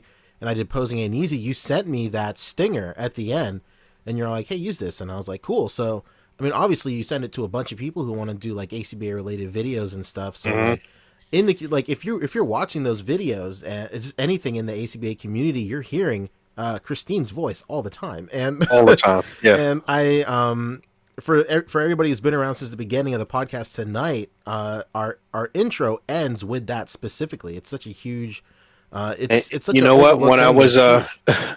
when I was really trying to do my thing as far as music is concerned, and I always say this, but I definitely want to put out free music. I want to put out music and shit like that. But I want to continue to use his voice that for the That's Crispy soundbite and shit, music related shit. So at some point, it would be cool if I could roll that out into some form of monetary compensation for Christine. You know, if something big were to pop off with Yeah, music related and shit. You know what I'm saying? I've always thought about that too. With her Um, royalty. that's it. Cut she me got to a get some check. royalties, no question. So yeah, you know, I'm just thinking on that level and shit. I'm not on no like, I ain't on no bullshit, man. I'm trying to break bread with every fucking body. You understand? Like, it's enough bread to break bread with everybody and shit. At some When point, I'm thinking about every little nook and cranny that we could explore and exploit in a good way. You know what I'm saying? So when I brought up the podcast and I told Boog that I wanted to have it on his channel, I didn't even get a kind of pushback. It was like, yeah, let's do it. It's a It great was so idea. funny. It was so funny at the time. I'm sure Boog remembers at the time. At the time, we had like way too many admins, 30-something admins at one point. mhm. It was way too many of us, and like literally everybody was like, "I'm gonna do it. I'm in it. I'm in it." And I had like fucking 50 people do it. And I remember everybody thought that like I was being such a dick because I would just start telling people no. I'd be like, "No, man, I can't have you fucking on this shit." And it would be so many of them saying it. And eventually I came down to like people, and just how life works. People just they have lives to live, and they put priorities on things that they want, which is perfectly fine. And we didn't end up having that many people. It was just me, Pharaoh, and who was there was a fourth person. Pharaoh and On the first episode, yeah, on the first episode. I think I was on the first episode too. Maybe it was Poncho as well, and it was us four. And I liked it because I'm sure you guys can notice, but Poncho is like a really like great speaker. So when I was like, boom, we got funny, mean ass Pharaoh. We got me saying nonsense, and we got Poncho bringing it all in. Shit. And got really well, and we just started getting so lazy with it. We started just fucking doing the chat and saying anything. Yeah, You know, I do remember that. Emiya was with us in some of those in the early days too. He was with us for a while, actually. Yeah, Yeah, Emmy was with us for a long time. He would just kind of sit in the chat and like never say anything. Get play mad, like play Advent Children. fucking copy stricken for playing Advent Children while we were doing the podcast. So great. Oh shit, I'm really sorry, guys. Yeah. Spot And on. yeah, spot on. Anybody ever wants to know how Emmy sounds? Well, he kind of sounds like this. And so yeah, we were not finding our stride. We were really and treating it a little too much like it was literally us just talking on a Google Plus chat. Yeah, a little too lax, and nothing's wrong Yeah. with being like super laid back and chill, but there's a difference between being super laid back and chill and then being super laid back and chill with structure. Exactly. And it was I think we even took like a couple months off or like 3 months off. Yeah, I know. I was there for the first couple. I want to say maybe like dozen or 2 dozen episodes. But then I started having to. I got like promoted at my job, and I started having to close on Sundays.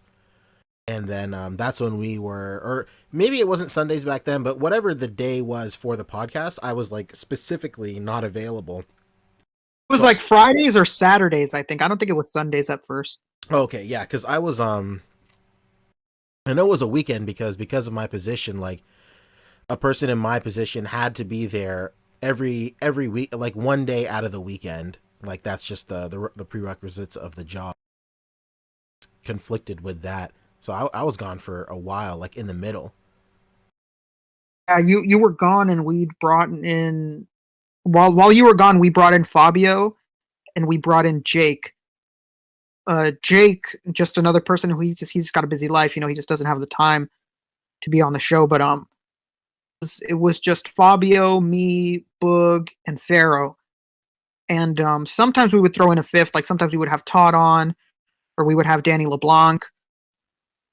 But I think one time we even had Craig Warwick. We had Mike Ampsberg on. We had we had a ton of people on, and who came back that we started to find structure.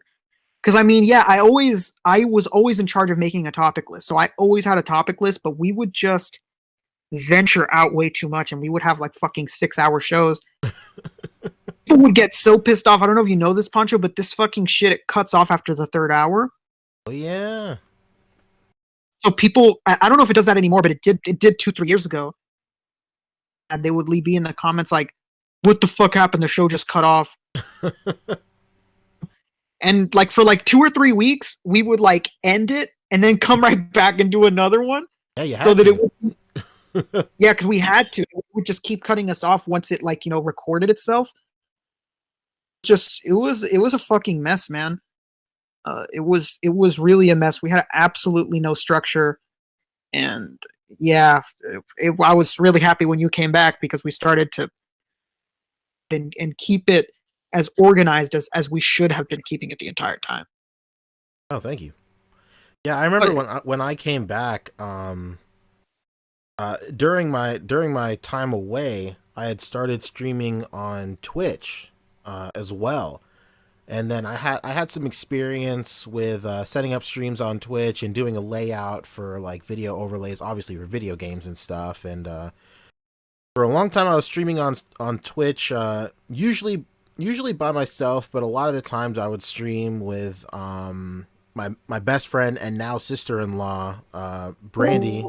Big shout out to her. That's Brandy Ketchum is at Brandy Ketchum is her handle online everywhere. And then also with my other best friend, Megan, Uncanny Megan, great cosplayer and stuff. We would always stream together. And we would do our own podcast. We would do a podcast called Dragon Ballin', where we would both talk Dragon Ball a lot.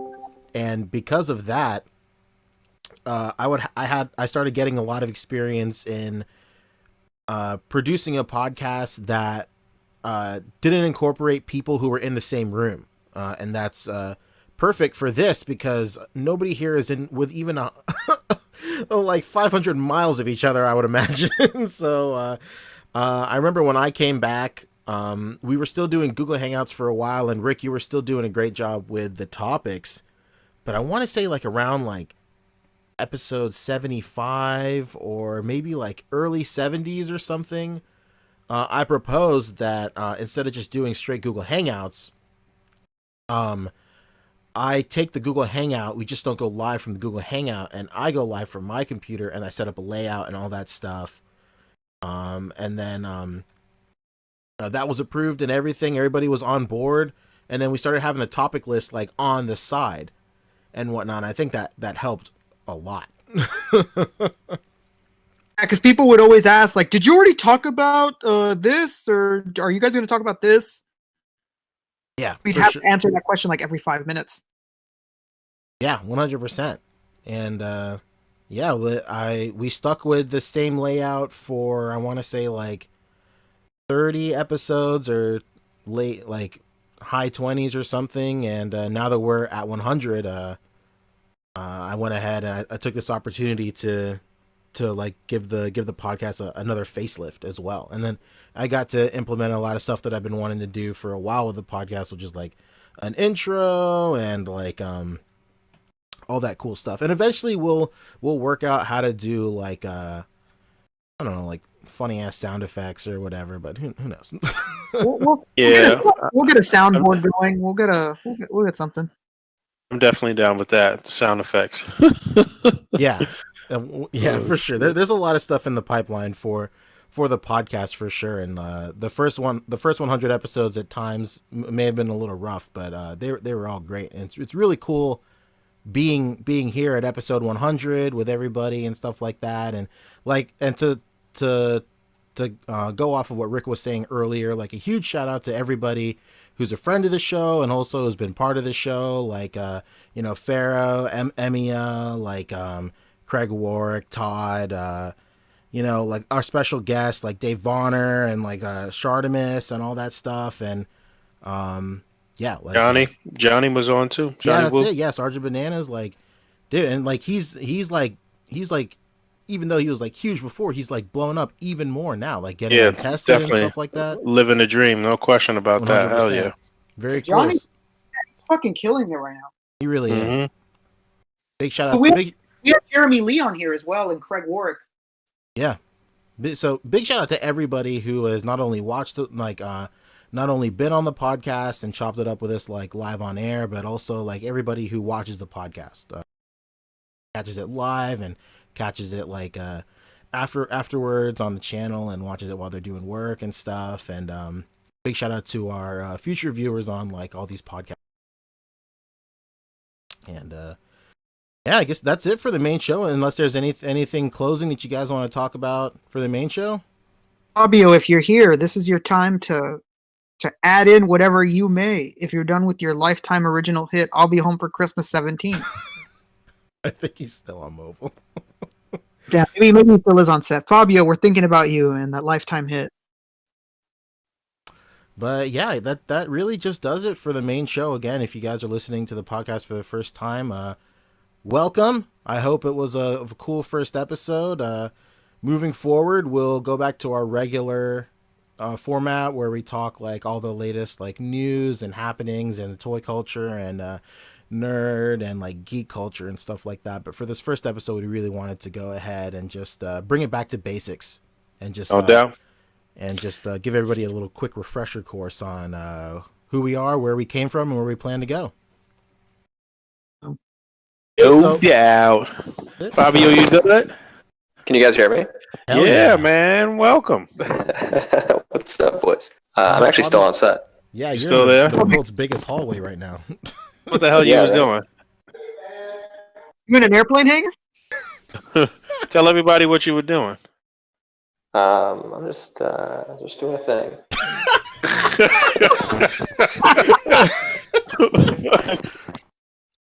All right. Oh, shit.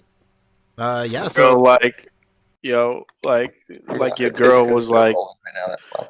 Oh, okay. Yeah.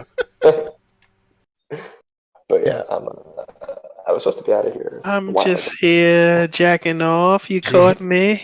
Stop treating us like your side chick, Fabio. Jeez. Basically. My boyfriend doesn't know I'm here. Boyfriend think if you knew you were here, Fabio. But yeah, so that was it for like regular topics and shit, right? Yeah, we're in the after show, baby. We're Alright. let's do like a quick pickups thing. We haven't done pickups in a while, so like any standout pickups that we've gotten in a while. Big, what about you? Well, you guys been holding it down for like 2 weeks without me, but the standout thing for me most recently is this Mezco Blade figure, which I really really like. Yeah, that and the fucking camera. I mean, shit. Hell yeah, dude. I'm ready. I am ready to take on this next chapter with the camera. You know what I'm saying? Like, yeah, again, that's all part of the progression of doing this unique sort of art and shit is, being able to upgrade your camera every few years and really take it to the next level and really learn more shit. And it's nerd shit. This is nerd shit. Learning and reading camera manuals and all of that shit. That shit's not really fun, but it is fun because the ultimate result is going to be really fun. So yeah, my most crazy pickup over these past few weeks has absolutely been this camera, even though I didn't shoot shit with it yet. And Peppy's sitting here looking at me because the camera I've been shooting with is actually hers, and she wants it back. That's what she hit us up, and she was like, "Hey, Thomas will buy you cameras." He's like, what do you? Here she goes. Says tell Mezco to buy me a camera since Blade was more important than the fucking camera. But And why don't you hit up little Pierre, your little friend Pierre, and tell him to get you a camera? Pierre.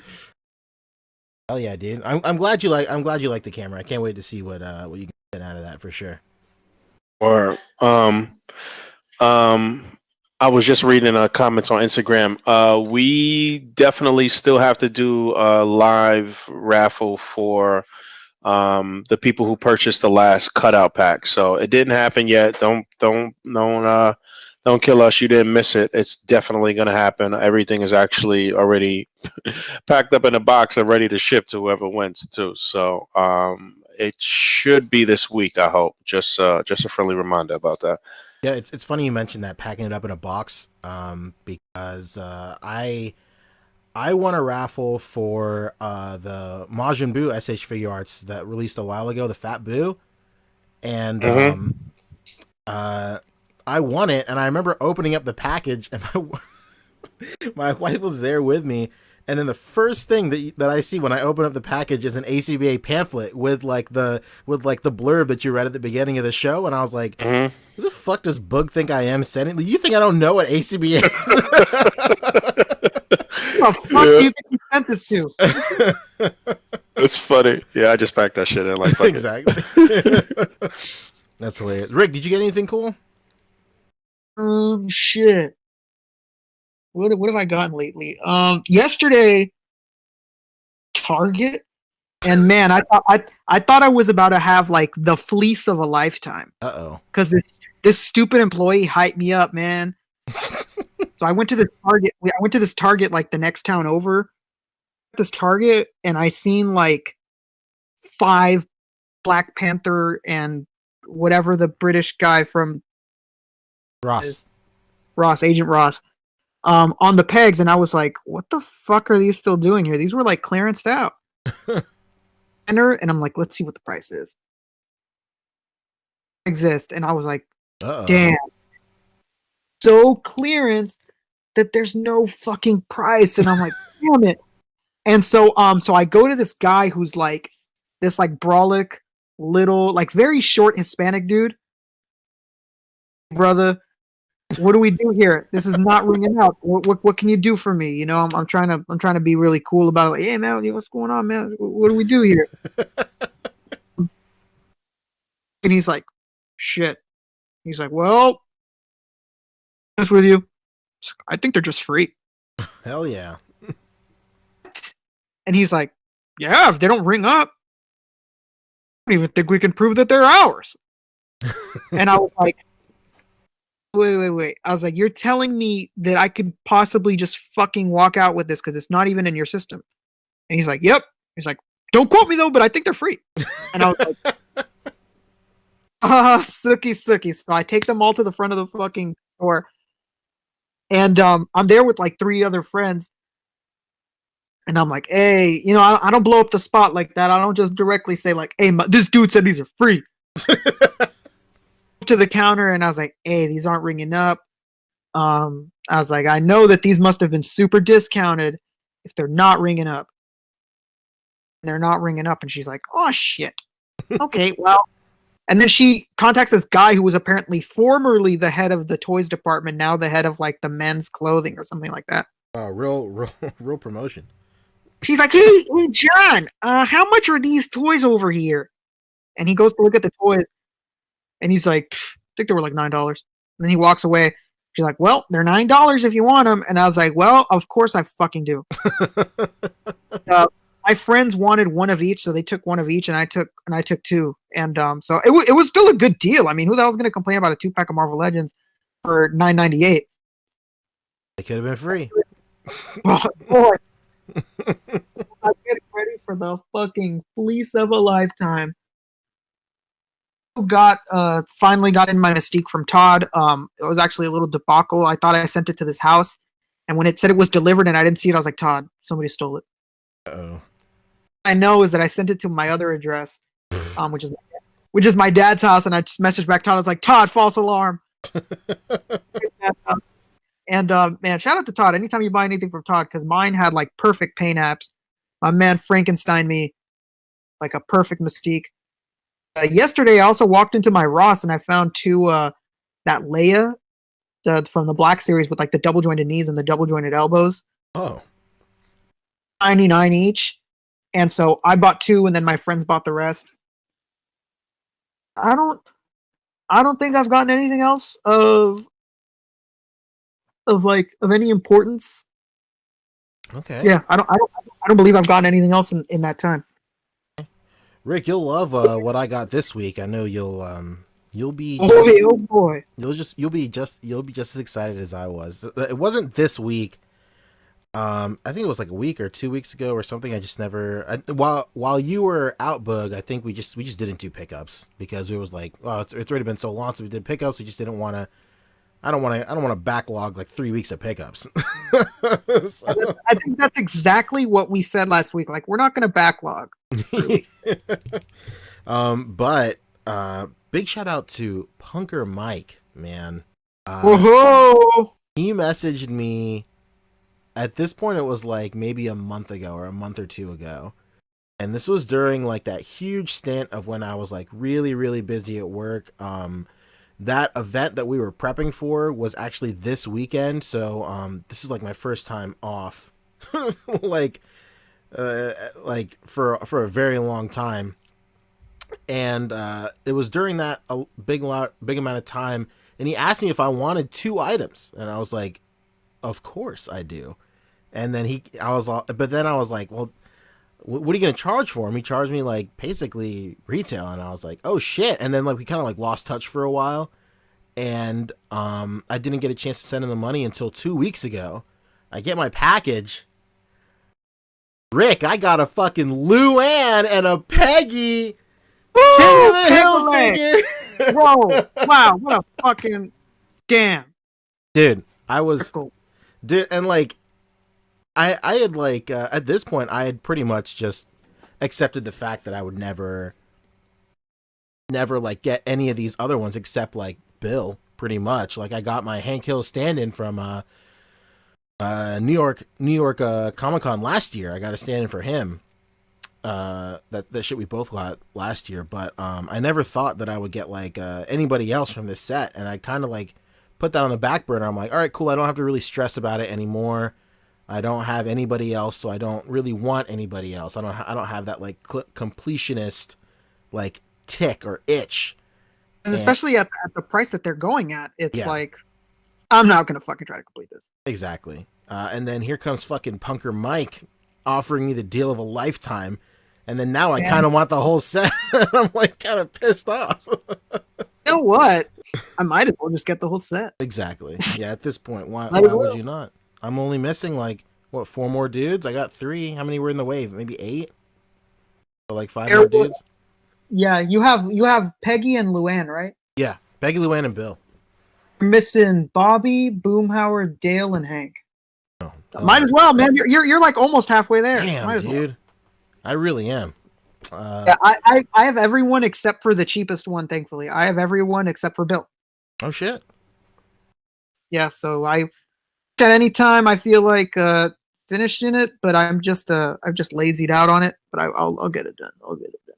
Hell yeah, dude. That's basically the most exciting. I mean, I've gotten other shit too in the mail. I got that tactical suit Batman Mezco. I got my Gomez. I got like a Princess Zelda from Figma that like I had in my pile of loot since Black Friday, and I just kept on getting emails like, "Hey, we gotta ship this shit now. We don't want it in our warehouse anymore. Can you please put this in something?" Out of here. And I got a whole bunch of other shit from Big Bad Toy Store. I'm waiting for Ami to bill me for this month's order. The only thing that's holding it up, I got like I got Majin Buu, I got John Wick, I got maybe some other thing. I think like an All Might statue is coming out that's perfectly scaled with the Figma. And the only thing that's holding it up right now is Mafek's Ra's al Ghul. Oh, somebody had asked me about that Ra's al Ghul, if I was going to get it, and if so, could I swap the head onto the John Wick body? Shit, man, that'd be a good move. I'll let you know. I'll be getting both of them. All right, cool. Yeah, because I don't think I ordered Ra's al Ghul actually. Yeah, he's not. I think he's like at the very end of the month. He's got to be because everybody else is in stock. I think except Ra's al Ghul, and that Bruce Wayne got delayed as well because Bruce Wayne was supposed to come out in this month also. Yeah, it's looking like that Bruce Wayne is going to be the same body as John Wick. Yeah, hopefully. I got 2 Ra's al Ghuls because I just wanted him to be. If he wasn't Ra's al, I could like just have him as goons. Ra's al Goon. Ra's al Ghul. Whoa! Man, somebody play the Twilight Zone song. That's why we need the soundboard, baby.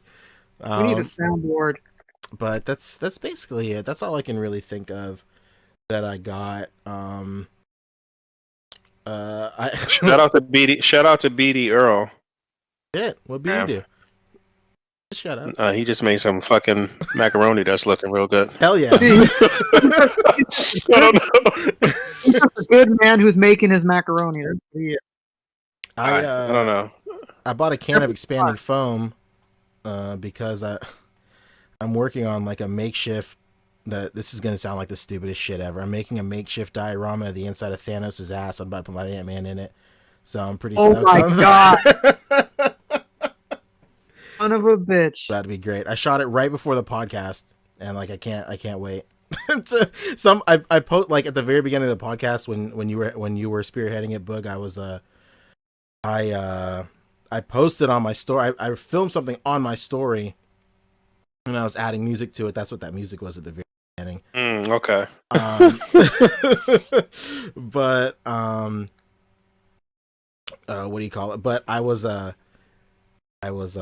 editing it and I was putting it on my story, and the caption reads whatever it takes, and has a bunch of peach emojis behind it. And then big shout out to let me find him. Big shout out to Artman Customs. This dude messages me and he's like, "Is this the kind of shit you're doing while you're on the podcast?" I was like, "Oh, whatever, yeah." But yeah, that's basically it for pickups. Shit, what's I just got news here. Whoa, what's going on? For all just There's been a lot of shit happening, little shit here and there. There has been a very large amount of stuff that happened this week. That Cyclops was just shown. Yeah, what you guys think about that shit? I got some hot takes. Oh shit! I was expecting a Boog hot take, but I'm buying that. No questione. Yeah, I pre-ordered it. Don't get it confused, but the body looks weird, man. Does it? Yeah, I think the upper torso looks weird. Like he's misshapen. Like it's a weird sculpt, man. Interesting. I think that it'll probably be fine when you start, getting them into dynamic poses or whatever. But something is weird about that body, though. I'm about to pull up a photo of it real quick. The torso looks weird to me, man. Pull this up. Let's investigate. Yeah. So what's probably gonna happen with After Show now? So right now we're in like a private chat, and we can screen share in private chats, and I think we'll stay in private chat for everything that we're doing that involves screen sharing. And then once we get off the topics that have anything to do with screen sharing, then we'll hop into the regular channel on the Discord so we can take calls too. Oh yeah. Gotcha. Live calls. Baby. Live calls in the mix. But you just said the body looks weird. Like what? Just like his waist is too thin. I'm kind of looking at it now. It's something in the upper torso that looks real, like not slender Diesel. Like he looks a little too buff, maybe. I don't know. Interesting. No, man. I grew up with a really Diesel-looking fucking Cyclops. I'm a '90s baby, so. Marvel's Capcom, but I don't know. And I think he's okay. Maybe he's a little big, but I think he's all right. I'll take it the week. But what do you think of that effect, Bug? Oh, the effects look cool though. They do look What do you think about the maskless head with the sunglasses? Yeah, that was a cool touch too. But I know a lot of people was looking through those fucking pictures and looking for a goddamn bomber jacket. That's what they forgot. Yeah, they don't do cloth, so Well, they didn't need to. yeah. They just needed maybe some type of interchangeable thing. Like it didn't have to be like cloth. It could have been like a hard sort of rubber thing. That's would fall in line with what they're going to be doing anyway. This that Bruce Wayne or whatever they're having that's supposed to come out with the trench coat. I'm pretty sure it's a feature where you pop the arms off and take the coat off and switch out the arms and shit. Hmm. And that they did with the Harvey Dent figure for you to change him from Two Face to regular Harvey Dent. Oh shit, So yeah, it's that is not a feature. something Yeah. that's outside of their capabilities or their wheelhouse. That's They could have a very good absolutely, point. you know what I'm saying? But yeah, so they Well, I'm if admittedly not a huge X-Men head, but like the bomber jacket is iconic enough to where everybody would expect a yeah, figure to come man. with it, huh? That's And what I was looking to see when they finally showed the promo images. I thought that was going to be the big surprise, but I guess the thinking sunglasses look was the big surprise. thinking they want to keep GPS lot in business, and they're Yeah. like, we gotta leave him something to break a little bread on. Basically. We gotta leave money on it. And Scratch your back, I'll scratch mine, huh? Shit, maybe you'll be able to put the Mezco jacket on him. Oh shit. oh no, I gotta buy the one that I really don't like. Actually, you know what? That probably won't work because Mezco's scale a little bit larger than Mayfex. Well, at least the current shit that they've been putting out. I don't know what happened with Mayfex with that one like Will Smith Deadshot figure that was fucking big as fuck, Was and that then eight everything footer? else crazy. It was weird that they did that, but I don't think the Mezco jacket will fit. I don't think it would fit actually. We gotta, we So gotta do GPS lot on this one. much. So get GPS lot if you could hear us. I know you're out there. We know you're out there, and you gotta get out of here. Can you guys think of anything else that was like hot shit this week in terms of toys? Okay, in terms of terms, no. I was gonna say, come on, man, the hottest of fucking shit, the Shazam movie. Hottest takes. We'll give our thoughts to that in just a second. I'm man. trying to think. I feel like there was something else that was teased or Oh went shit! up for pre-order or something. Duh. Come Just on, man, what are we doing? Damn it, just Broly. yeah, exactly. Just yesterday, out of fucking nowhere. Like, obviously they talked about it in the calendar, like the jump calendar on the website. But like, here, here's the fucking image, Broly. This is crazy. Yeah, man, this is great. I mean, look at those kicks. Wow. Like, I wonder if he is the same size as the Broly we're getting. It looks like he might be a little smaller, right? Yeah, I mean, canonically he should be smaller. I would imagine. Right. But is he not? Yeah, he is. That's Th- funny because we talked about this some episodes back when I said that the one that we were getting was the final powered up version and shit, and it would Yeah. be cool if we had some other alternative. So there For you sure. have it. Yeah, then we got our confirmation with the calendar, but now we're getting like hard facts. Like they can just put anything on the calendar, but until we see like the prototype, then now it's really real. Yeah, now big boys coming to town, man. When's the first one they showed images for? Supposed to come out what, next month? Yeah, it's next month. Him and Gogeta are next month, apparently. Okay, all right. Just bananas to me. It literally seems like just yesterday that shit was announced. Or it's crazy that they're showing this already, but I mean, I guess the movie was. I don't even know how well the movie did. I didn't really hear like mad people talking about it and shit, honestly. But I mean, I'm really not well. really like.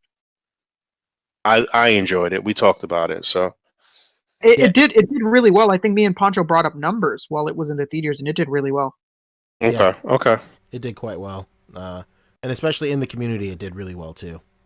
all right. Yeah, I'm sure that the display art is going to be crazy once those drop. So Off the rails for And- sure. This thing comes out really soon too, doesn't it? Come out in August. I mean, I want to say September. I saw like in the magazine scan there was like a 9 in the magazine scan, so I'd imagine that's September. I could be wrong, but maybe it's September.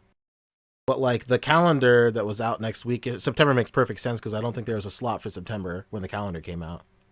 Man, Hell yeah, I'm pretty stoked. I can't really think of anything else that was newsworthy. If anybody in the chat can think of anything that was super hot this week that just broke this week, let us know. We'll touch on it as well.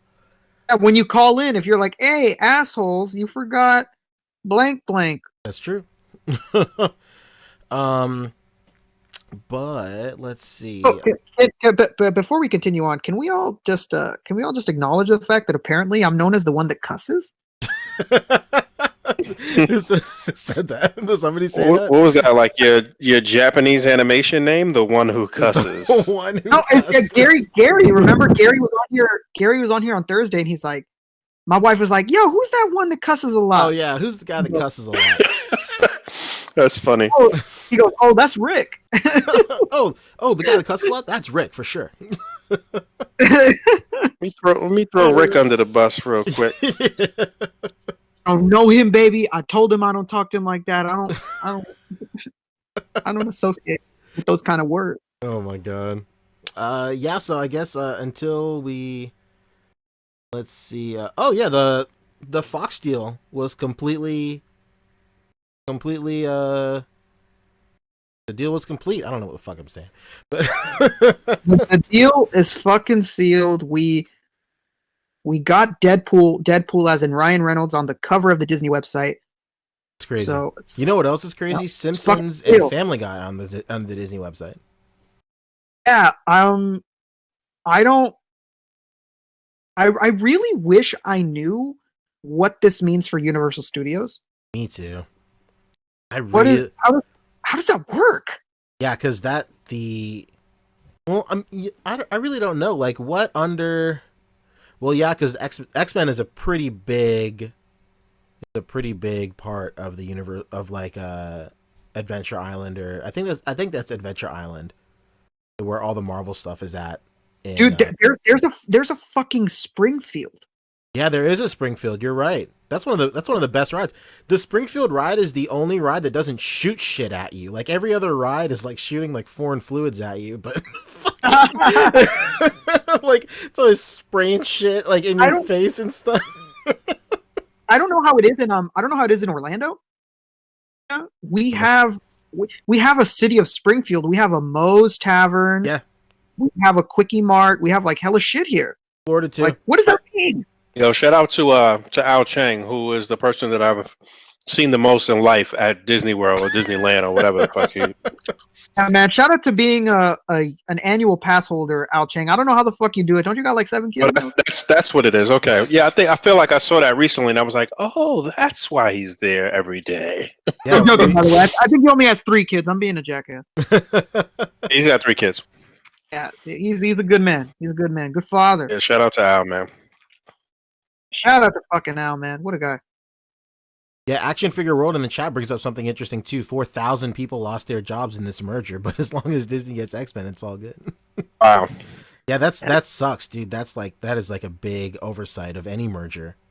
It's like all the jobs that they lose. It sucks, man. Is it sad that when I hear that news, I just imagine like Magneto smirking? Yikes. That is sad, Rick. I'm a sick fuck, man. Basically.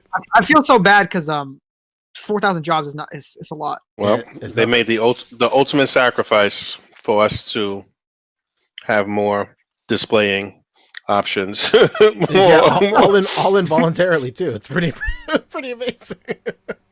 Oh my god, Jesus Christ.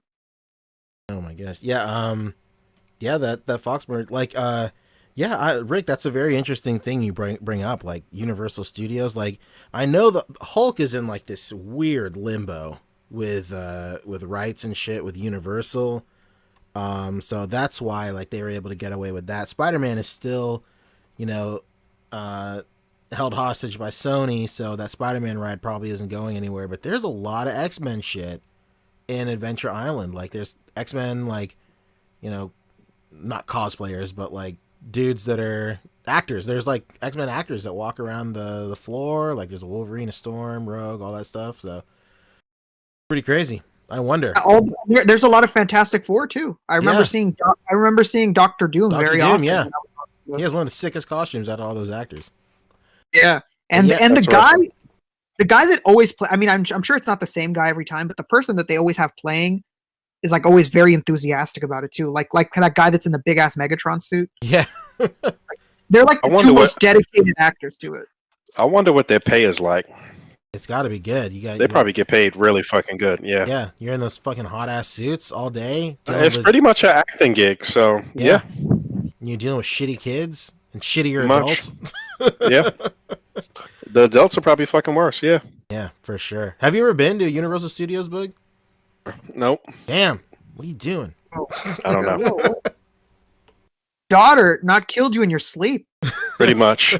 It's funny because her cousins her favorite cousins live in Florida too. So Perfect it's excuse. happening. Oh my god! It's happening soon. It's funny. Her Jeez. mother just asked me. One of her cousins is graduating, about to graduate from high school, I guess. Graduating from high school, so she's supposed to be going out there to his graduation.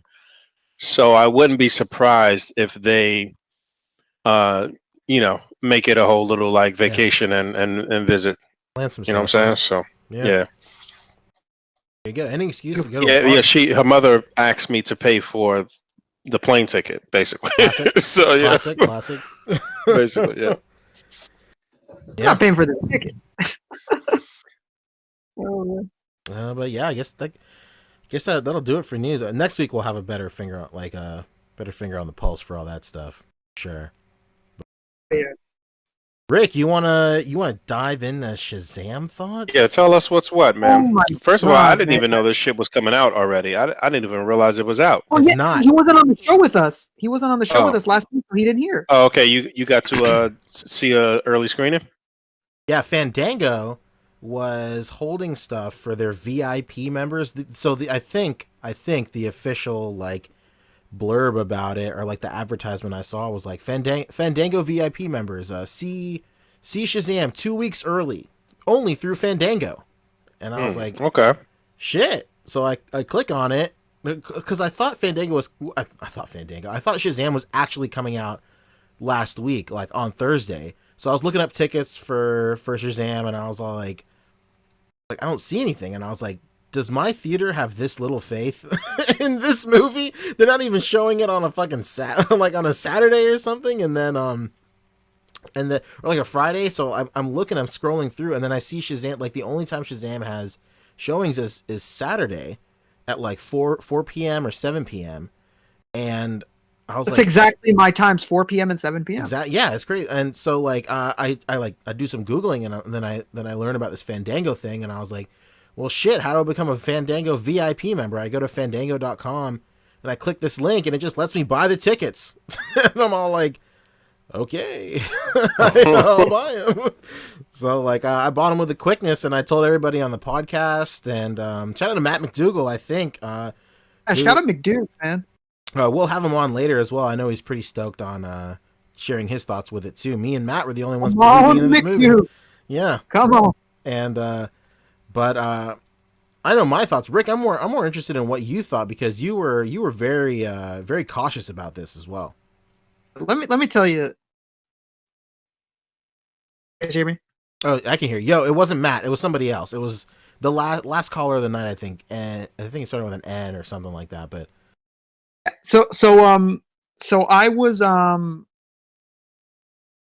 the movie because about it before, but I really wanted John Cena to do the role. I know what you're thinking. Yeah. Oh, Rick, John Cena's a terrible actor. Guess what, man? This character does not need to be acted well. He's supposed to be a child. It's gonna work. Not just that, but with Black Adam as the Rock as Black Adam, it works out perfectly. the they're marketing both- writes itself. Writing itself, man. They fought in the ring many times before. It just made a lot of sense to me. They didn't go that route, obviously. They went with Zachary Levi, who NBC's Chuck. Also, Disney's Flynn Rider or Flynn Rider from Tangled. Okay. He's a Disney prince. Gotta give him his ups, man. He's a Of Disney course. prince. Wow. Man. Yeah. So really hesitant on it, man, and to spoil something that happens in the film. So if you ever see Shazam toys and you don't want to be spoiled within the next 2 weeks, don't look at them because they're going to spoil something about the movie. Yeah, it's bullshit. I don't I know saw those toys and I was like, okay. yeah. So those toys, don't look at them because they're totally going to spoil everything. Crazy. Like it's supposed to be a really big, like secret, special moment when it happens in the film. So when you've seen the toys, it's ruined. Speaking of that, I'm very impressed that shit is in none of the trailers. Like usually they can't wait to show that shit off. But like it's in no trailers, no stingers, no commercials. I was like, wow, that's very respectful. Yeah, and so I mean, I still loved it, and if I could be perfectly honest, this film that DC has done, it seems like every time a new DC film comes out, I say that. But Wonder Woman was great, and was great, better than Wonder Woman, honestly. I think just a little bit, just by a little. Now I think that Shazam is probably better than both of those films too. Wow, what makes you say that specifically, Rick? I discussed it a little bit in your post, but I thought that what they did with the villain effect than most movies from superheroes give to villains. Like almost, I think we got almost like obviously the characters are completely different in their background and you know what the meaning behind what they do is different. But if I'm gonna compare something that felt similar, it would be Killmonger. Yeah, that handled Savannah was very Killmonger-esque, and that's for the better. Obviously, it's for the better. Too much from the hero. It didn't. Too little, and it didn't do too much. It was just like the perfect amount. And yeah, I thought he was done really well. I think that's one of the best villains we've seen in a comic book film. And movie. You're not gonna walk out of this film without a big smile on your face unless you're an asshole. It's such a fun movie. It's such a fun, like, just exciting movie. Yeah, really great time. And I'm like Pancho. Pancho was so curious to know my opinion because I was the most pessimistic about it, honestly. And I said it on the last show too. I think my final words that last on Thursday were but I love to be proven wrong, so I hope it does prove me wrong, and it did prove me wrong. Hell yeah. I can't wait to watch it in 2 weeks when it comes out again because it was really cool. I'm watching it again, man. It was really good. Me too. Really? You guys really giving this shit the seal of approval, huh? It's All good. right. It's good, man. I hated everything about it. I talked so much with Pancho about this movie. No, man, the dude looks so fucking goofy to me, man. But I guess he's supposed to be a little goofy. Yeah, it worked. It worked, man. I told Pancho so many times, and like our little group of like movie talk, I don't like it. I don't like where it was going. I didn't like the trailers. I didn't like who they cast at all. I didn't like how Savannah looked, and it was just I wasn't feeling it. And then when Pancho mentioned that Fandango VIP had it available, like Pancho did, I fucking signed up for Fandango VIP on the fucking spot. I booked the tickets with my friends were in town from LA, and they all wanted to do it, and so we booked the tickets like as quickly as possible before they sold out. Yeah, I was excited to be proven wrong. You know, it was so good, and if Aquaman and this soft reboot of Wonder Woman are going to be where they're going to go, they're going in a great direction because it was really good. The final scene of the actual film, not like their post credits, was like one of my favorite things they've ever done. Oh yeah, that was pretty cool. Yeah, that was incredible. I can't wait until it's out in 2 weeks and we can fucking talk about it full on because it was great, man. Yeah, we gotta wait 4 weeks. Oh my god. We gotta wait. Oh yeah, damn. Fuck. Someone in the chat, Israel asks, how was the kid in it? How did he do? I think both child actors, I think all the child actors were really good in this movie. Oh yeah, the guy from It, the kid from It was really good. Also, does that guy not age? He looks even younger than he did in It. He looks taller, but his face looks like the same. Like he's actually Yeah. maybe he has like some more defined like laugh lines or something, but like he really does look. I will say one thing. I talked about it in my post, but like the child acting is good in the first half of the movie. The editing is not. That would be like my biggest complaint. It's not just like regular. Maybe there's like a big like widespread problem with DCU films with editing. I wouldn't really expect a lot of people to really pick up on it. I think I'm just more sensitive to that because I edit videos all the time and I'm extremely meticulous on like timing and stuff like that. The intro that I did, I spent to give you an example, I spent like probably like 15 minutes, 20 minutes like editing the time between when that little when we all say we're officially back at it and when like the actual and when Annie Up starts going. Like at first I had it like 5 seconds out, then I had like 4, then like 4.5, and then I just like mulled over that forever. So like whenever I'm watching a movie, like my brain automatically like automatically critiques the editing of it. And the comedic timing and like the cuts they use for the first, like I'd want to say maybe the first act of the movie, like the first quarter, it's like they would say the punchline and then there would be maybe just like a second more, like it overstayed, like the dead air would overstay its welcome by maybe like half a second or a second, and that was like very jarring to me.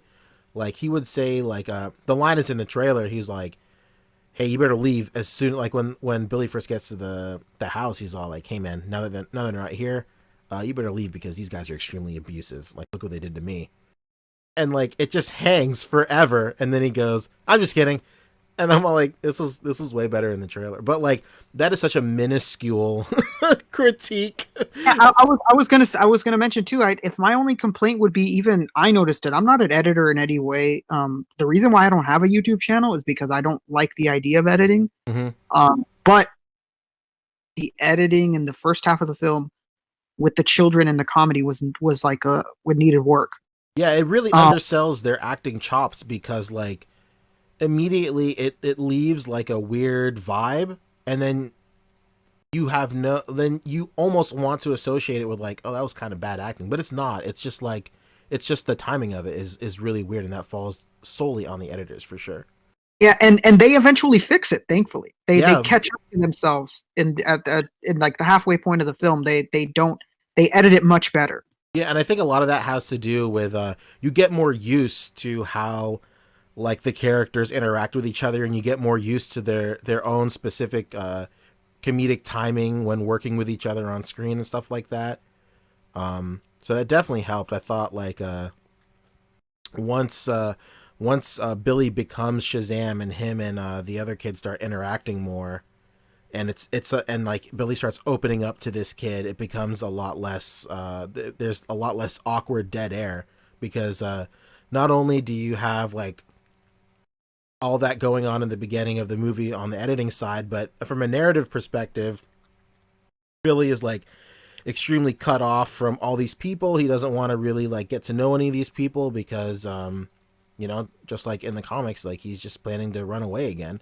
So like that coupled with the weird editing just really makes it like kind of awkward at the very beginning, but then once he opens up more to these characters, they really find their stride and comedic timing, and it works out really well. Yeah, I cannot recommend this movie enough. Yeah, I think the action scenes were really good too. Yeah, action was good. It's just such a fun movie. It's very well rounded. My main complaint with Aquaman was it felt like it followed a formula like way too much. Like it's a good formula for sure. Like it's a proven working formula that Aquaman followed. It worked really well. Like they hit all the beats they had to hit to make like a really great summer blockbuster. But it was just like very obvious that like it followed a formula. Whereas Shazam, it doesn't feel that way. It just feels like a good movie that the director, an indie director as well, Much like Aquaman had James Wan, I think. I could be completely Yeah, wrong. James Wan. But yeah, like all these indie directors that are able to get more one-on-one time with these actors versus like big budget dudes and stuff like that. They're able to like really put out their vision and stuff, and it works. It works a lot better in Shazam, I think so, than Aquaman. And you know, can we give them a little clap on the back for the fact that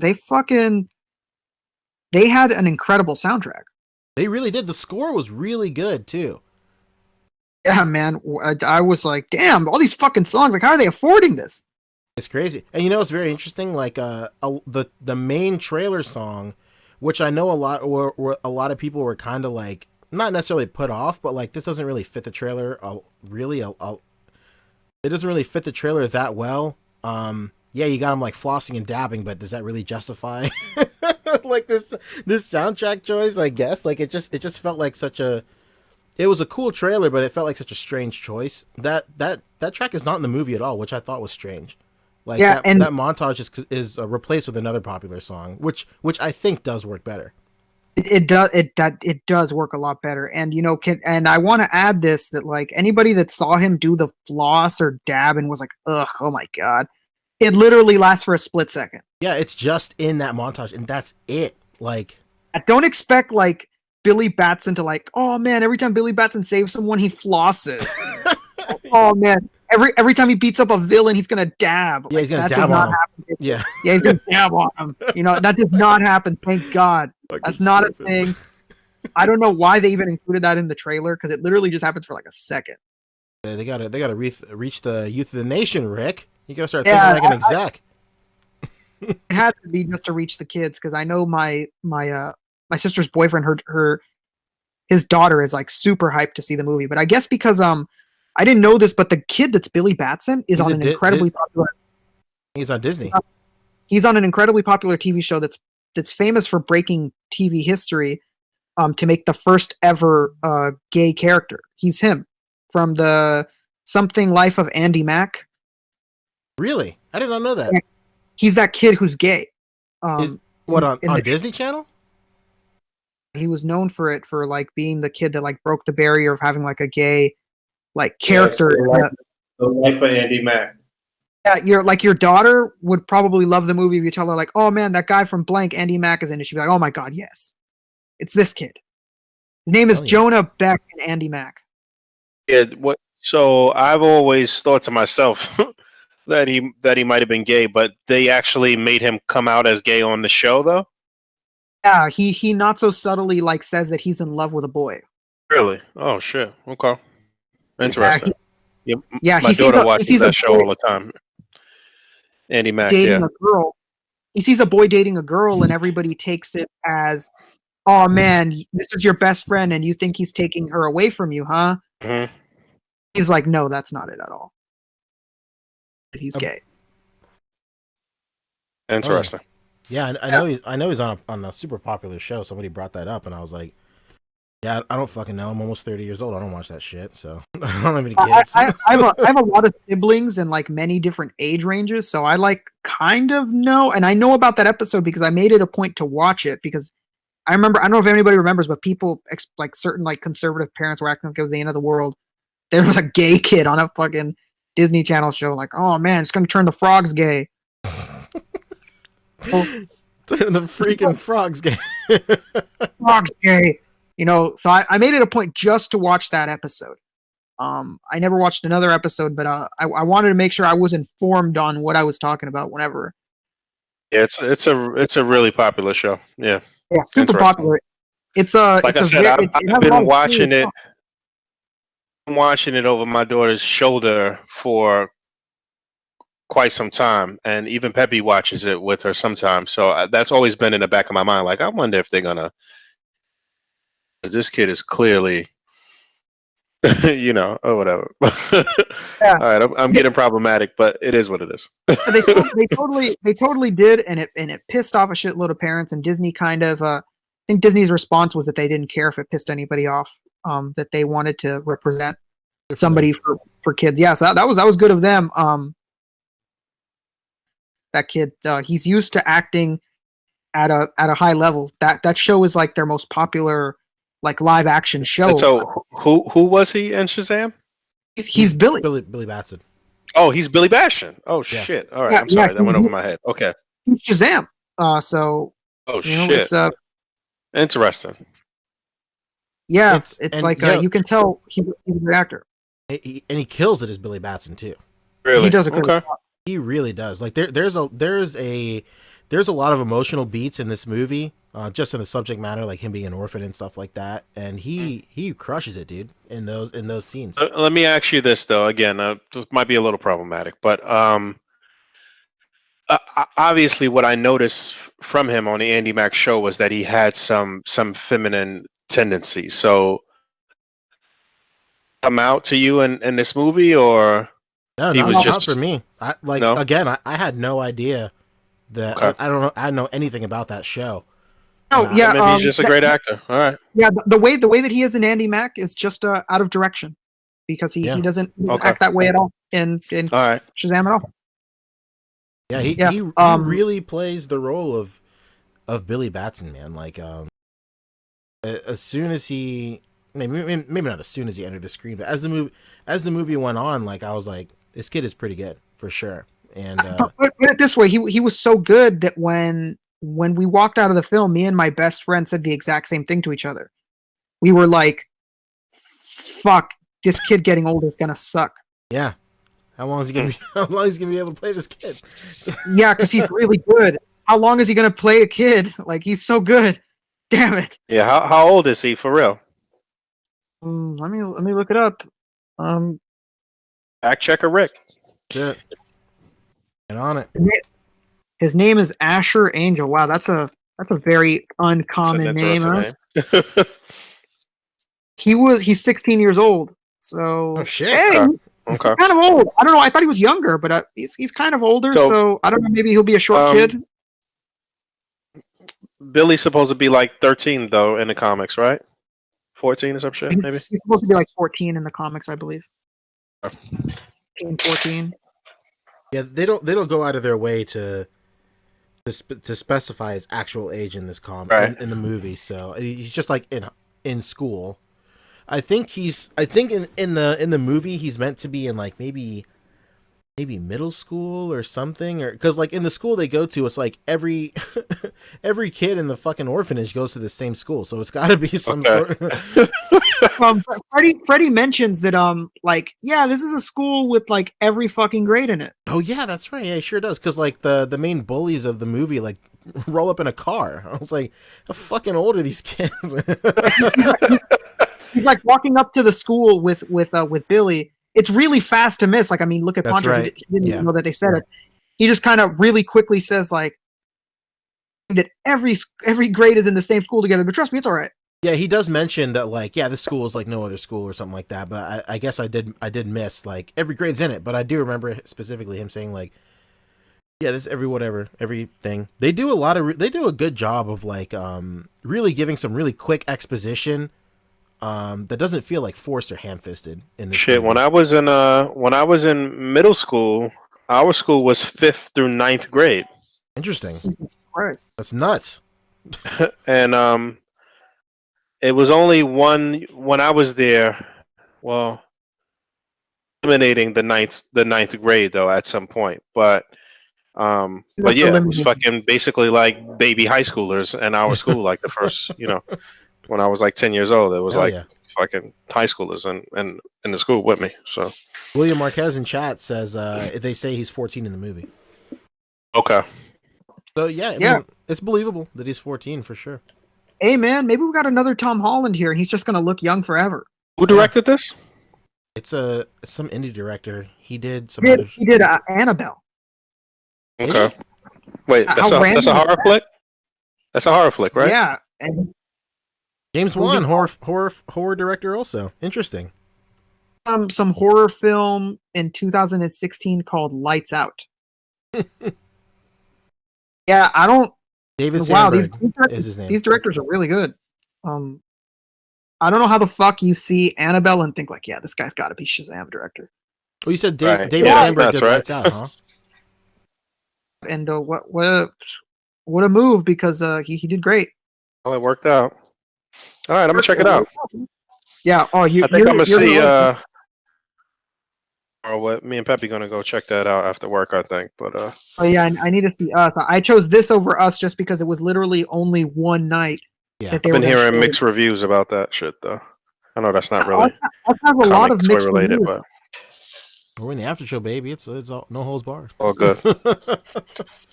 Yeah, this is Raw is War now. We're doing it all. Yeah, I think you'll like it, Bug. One thing that I really liked about the movie, to not give away any spoilers, but there's a scene where it's just like it's for like a one whole minute, it's like these are for comic book fans. Like nobody else is gonna know what the fuck is going on in this room, and they start going into like different doors, and like I just looked around the theater and like I just saw like, dude, like a half a dozen heads lean over to the person next to him, probably asking like, what the fuck is Asking this? him questions and shit. Yeah, mad girlfriends asking boyfriends and shit. Like, what is this? It was so great. Why is it like that? Yeah, it was like very like out of left field and like, whoa, cool. I thought it was really cool that they put that in, and like there's like little wisps of that like throughout the movie, like because it's so interesting because like the MCU, obviously they've had like 10 years to really spread out and really get audiences used to their whole universe. Like I remember when they first put out Guardians of the Galaxy, they're all like, they're very smart, like Kevin Feige and everybody is very smart about incrementally introducing like casual audiences to the absolute batshit insanity that is the Marvel universe. Like you can't just from the jump introduce somebody like Captain Marvel or like any other like or like Nebula and stuff like that. You got to like kind of baby them with like, oh, here's a little bit of Thor. Here's some sort of like, here's like Greek mythology, like maybe he's from space, I don't know. And then you got to baby them a little bit more with like Guardians of the Galaxy. Like, oh, you guys kind of want to check out what space is like? Like, here's some guys that are out in space, and then like you kind of like you kind of whet everybody's appetite with Doctor Strange. Like, oh, you guys want to fuck with magic a little bit? Like, yeah, let's check it out with Doctor Strange, and then it all culminates in like Endgame. So by the time like all this really crazy shit starts happening, like casual audiences are already accustomed to. They've kind of been like spoon fed and like gradually like going up to some of the crazier shit like Endgame and Infinity War. But we haven't seen that in like, but like, the DC universe is not like that. It's like, guess what? This is Justice League and check out all this shit. And like, it's just like, it was very refreshing. That's a fucking robot. Exactly. Yeah, this guy's a fucking robot. Check it out. There's like this box that goes in him and he just becomes a robot. Ever seen that shit? Like, but Yeah, you like that? Yeah. Get ready. But it was nice.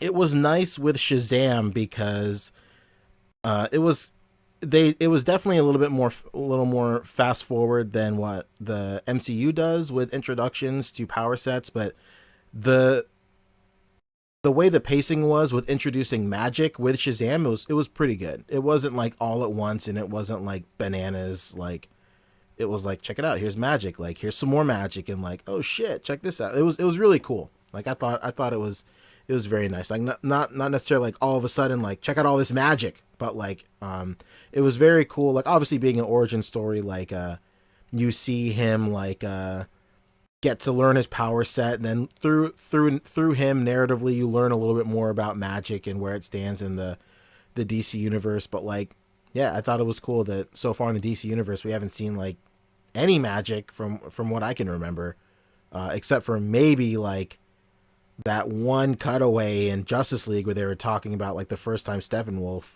attacked, and like you see some Green Lanterns and like Zeus and stuff there and whatever. But I thought it was cool. I think you'll really like it. Just for what it is, I think you'll like it.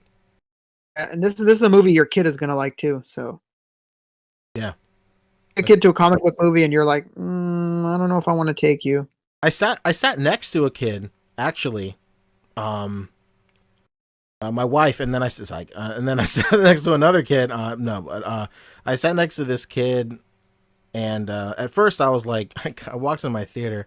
If you guys caught the show last week, I walked into the same fucking theater I saw Captain Marvel in with a dim ass projector. God damn. And I was like, already I was like, oh my God. Like, so we get to the theater, we get to the movie's at 7. We get to the theater at like 6:35. Rebecca and I never ever go to the movies on a Saturday. Because we just don't like classic old man, but like I don't like dealing with all this fucking crowds and this kids and shit. So like we get to the theater, it's Saturday, and we're like, oh fuck, everybody is here. Like the parking lot was full. Like, that's what happened with me. I went to Star Wars on premiere night, and it was not that packed as it was for fucking Shazam. Yeah, because they're Thursdays, man. Like kids aren't out on Thursday night. Like it's just like hardcore dudes. Like it's nuts. Yeah, I thought the exact same thing, Rick. I was like, fuck, dude, this sucks. And then like the line for the concession stand was super long. We were in line for half an hour. The line for the concessions at my theater was out of the theater. That's unreal. We were right in front of these 3 kids.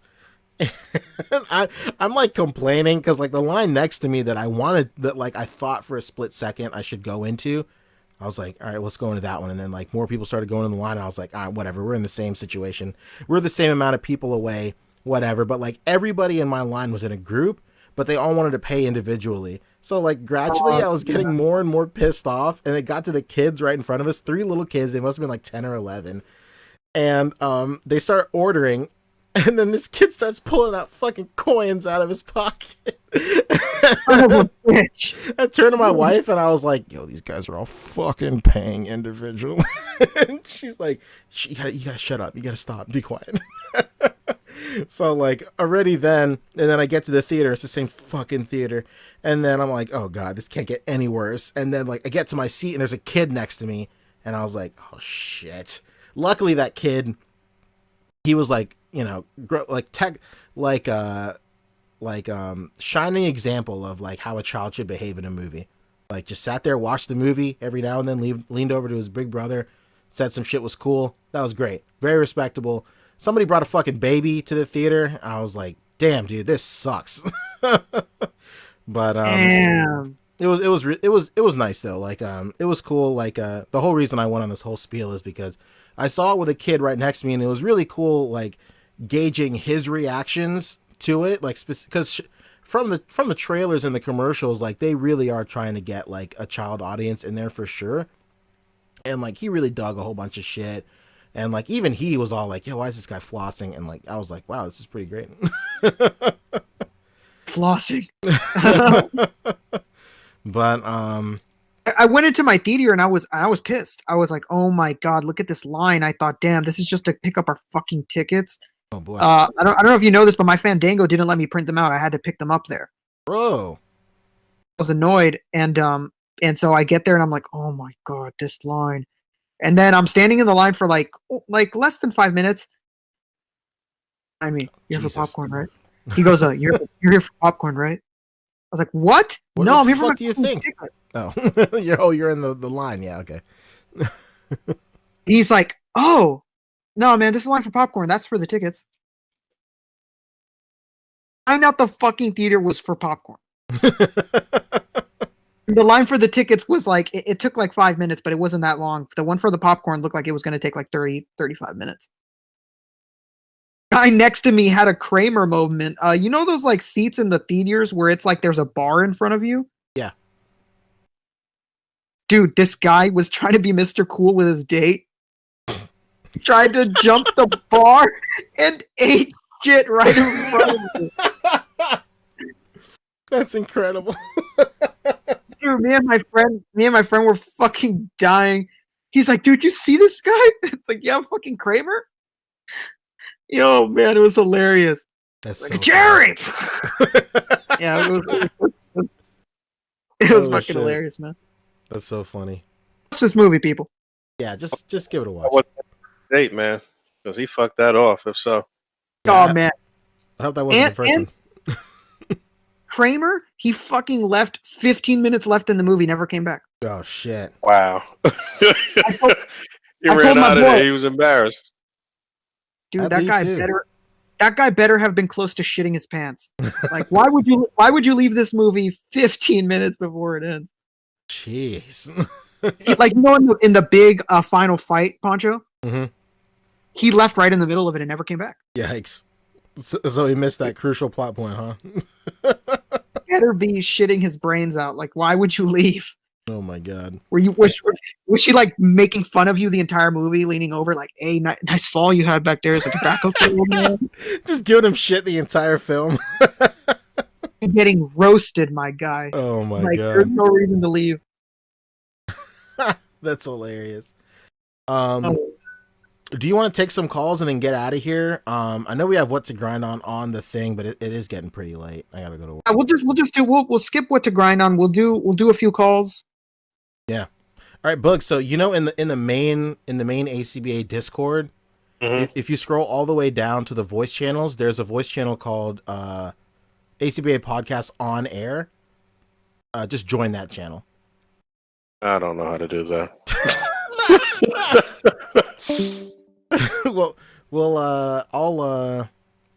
I believe in you. We'll figure it out. All right. All right, Tell me I'll in the actually. tell me in the Facebook chat. Yeah, for sure. Okay, hold on 1 second. All right, cool. I'll see you there. Boom. Boom. Already know the deal. I'm here. We're back in here. All right, so Guy from last week who wanted to talk Shazam is right here, Nani. oh shit, yeah. If that's how you're supposed to pronounce it. I don't know if that's how you're supposed to pronounce it. Sorry. And Oreo is back at it again. Uh-oh. Let's see. Let me Yeah. I'm trying Did to you tell Boog how to join? Literally just click the word. I did. He said send me a screenshot on Facebook, so that's what I'm about to do right. Oh my god, Boog, come on. Here we go. So let's who do you want to bring in? Let's get Nuani in here. Let's get his what do you got? His Shazam hot takes. If you guys want to call into the show, we won't be able to get to everybody this week, unfortunately. I know last week we said, hey, give us a call next week. We'll definitely get you on. I'm sorry we lied. Because it's We went on way too long. It's 11 o'clock. So we'll do a couple of calls. If you want to call into the Discord, look under the description of the live stream right now on YouTube. It's the first link in the description right under call in during the after show. Pretty obvious, but it is what it is. Join the podcast. Yeah, Waiting join the waiting room. We won't be able to get to a lot of you, but just join the waiting room. Make sure you have headphones in, just for the best possible audio quality. And yeah, cool. And you know, going forward, you know, we had those weeks sometimes where there's just not a lot of news, where we're just kind of grasping at straws and we don't really have anything. This is what is going to be taking its place. When we have really slow news weeks, we're just going to fucking take a shitload of calls. So the opportunities are going to be a stacking. All right. So if you want to call in, if you have a question, go ahead and call in and we'll go ahead and we'll. Also, have your headphones on, number one. Or if you don't have headphones, that's fine, but turn off the stream on YouTube. Do not have our window open on YouTube because we're going to be echoing. You're going to be hearing us twice. Just close your YouTube window or mute it and just listen to us live when we speak to you through Discord. Hell yeah. All right, cool. If you have a question, call in. We'll get it popping. Let's get Nuani in here. Boom. Yo, what's good, dude? Nani? Yo. Son of a gun. About What's that. up, dude? I think there's a delay in the podcast versus the real stream or Yeah, the it's all chat. good. But congratulations, guys. 100 episodes, man. Hell yeah, man. Thank you. Back at it again. 100 episodes. Super cool stuff, man. Did Books join yet? He's gonna join in a second. He's just trying to figure it out. You know, he's an old man. He's not hip to this like technology of He's Discord. gonna come he in was here like- and whoop your ass, Rick. He was like, I'm not getting this shit. I don't know what you guys are talking about. All right, man. So let's go. What's the hot take, buddy? What's going Cool, on? man. Shazam? Dora the Explorer, man. Let's talk about this. Shit! Oh my this god! trailer that dropped. Dora Let's the get right into it, guys. Yeah, no, but the Dora the Explorer trailer did drop. If you're anyone interested, by all means, go check that out after this podcast. Where is Swiper? Where is Swiper? I don't see him. Swiper, stop swiping. No, I was impressed by this movie, guys. I was blown away. I thought I had a good vibe about it, but sitting through the movie, it's just like certain key moments, just like picking you up. I'm trying to give any spoilers for those who didn't see it. So, but I think just kind of like, it's like comic book readers with that one scene. I think we're all in agreement about, like towards like the climactic part. That was pretty cool. The toys, glad I didn't take a look at those because that would have really ruined it for me. Wow, yeah.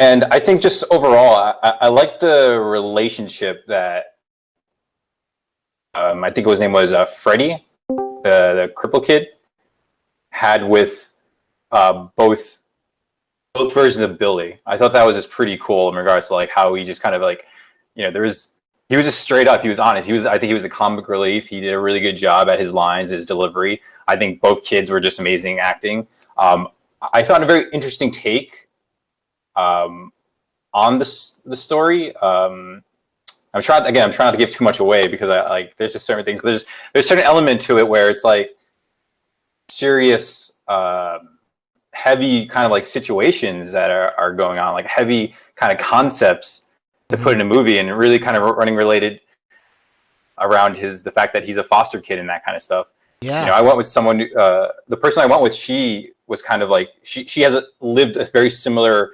experience, and during the movie, she actually started crying. She was like, there was like certain emotional components to this movie. Sure. And afterwards, she comes out, I asked her, like, were you crying during the movie? Like, I thought it'd be a happy ending, but it was one of those things where she just said, like, there was just certain elements in the way they handled the situation. It just felt really real to her. And that's just like, it's going to be more for just like, I think it serves a bigger purpose. In other words, like for people for kids, especially who are like outcasted or find themselves in a tough situation, Yeah. It's almost an escapism. I felt like there was like kind of this like undertones to this whole movie, and Freddy spells it out. It definitely does have escapism elements as well. Like during one of in the middle of the movie, like he definitely spells it out for sure. Yeah, and I feel like Billy handled a lot of heavier situations. Yes. While becoming Shazam, it was definitely more like the reverse in a way. Mm-hmm. It was just a reverse, and who was the adult and who was the kid. Yeah, and I appreciated it. I thought that was pretty interesting how they took that on. It was it's very interesting you bring that up, because I was definitely thinking the same thing. Like, it's really cool. Like the imagery of just Shazam being an adult, but like he's acting more of a child versus the task that Billy is trying to complete the entire movie is much more adult oriented than when he's literally an adult. It's crazy. We get that line of like, why aren't you this guy? I like this guy. Yeah, exactly. I remember that line. Yeah, that was just like the whole. I liked how they, and I think like you said too, like the bad guy, great bad guy. I felt like they invested in him. They took the time. I'd not consider the Killmonger, but that's a very accurate observation. I feel like that really is like it's the same thing, because without trying to spoil it, there was a fight between him and Shazam does something to kind of get to him. Yeah. Like what that happens there, you kind of see like that's like significant, like core who this guy is at the core and why he is like this. Yeah. So. Man, it's just got me. I'm gonna go check it out. That sounds pretty interesting. Watch it. But this is a great movie. I would put this like a surprise to the point where, like, how when you saw Spider-Verse, blown away. I was the same way with this movie. I was like, whoa, this is crazy. I did not expect this, especially from DC. What are the reviews looking like? Early reviews. Is anything out there? Yeah, really Yeah, strong. there's a couple. Really strong, yeah. I think it's like at a 92 or 93 on Rotten Tomatoes right now, which is really good. Well, maybe this is the lane for Upswing. DC. Just sort of like standalone, like self-contained movies and shit. You know. Well, I don't know about that because I think you guys can Oh talk yeah, about this too. There was so much like it was weird tribute to the other movies. Yeah, at the end. You can easily tie this in. Yeah, they're very Really? true. Yeah. Okay. They go out of their I will say one thing, whenever they do reference characters in the movie, they go very out of their way to reference it in a way where any actor can go ahead and take the helm of that character. It's not actor specific. They refer to Batman, but character specific. Yeah, it's very, very easy for them to do that. like there's no Alright. pictures of Henry Cavill being touched by all those Mexican people when he saves them from like a hurricane. Fucking idiot. Or Batman branding people. None of that weird shit going on. Yeah, like there's no like picture of Cyborg with like Flash and like that doesn't exist. Like it's just a mention of them and whatnot. Like anyone could be them. Exactly. And I think this could be the upswing for the DC universe. I feel like if they just continue to go this route, because going back to Wonder Woman was great, Aquaman, I forget which one you said, but like, you know, Aquaman definitely had a certain pacing to it. Mm-hmm. But for the most part, I really enjoyed that movie. I think it was a strong movie. I'm curious to see what people's take on this versus, you know, to put the Aquaman versus Shazam. For me, Shazam is a better movie. Yeah. But is it going to attract more people? Because even the trailers, you know, you see these trailers for like superhero movies and all these like these big climactic events and all these stuff. And then you have Shazam is more lighthearted and kind of goofy. Is the, you know, which audience is come out for that? Is it going to be the adult audience? Is it going to be more the kids? Yeah, that's very true. I think it's going to be a situation where a lot of parents bring their kids, and they'll walk out like extremely impressed that they like it as much as their kids like it, for sure. Yeah, that guy from Alex Mack from Andy Mack, the Billy Batson TV show, Yeah, I think he's really going to drive kids to go see this movie, and then just like Poncho said, when they walk out, they're going to be like, "Damn!" Because it was a great movie. Like I could understand the person that you were with crying at the fact that they felt so similar. They related so much to it because that the story is a very classic story of Billy being an orphan and living in foster homes. It's like that part of it. I knew that they wouldn't mess up because it's so much a part of Billy and of that character that I knew that they would do that okay. Well, you never know. Superman kills people, so in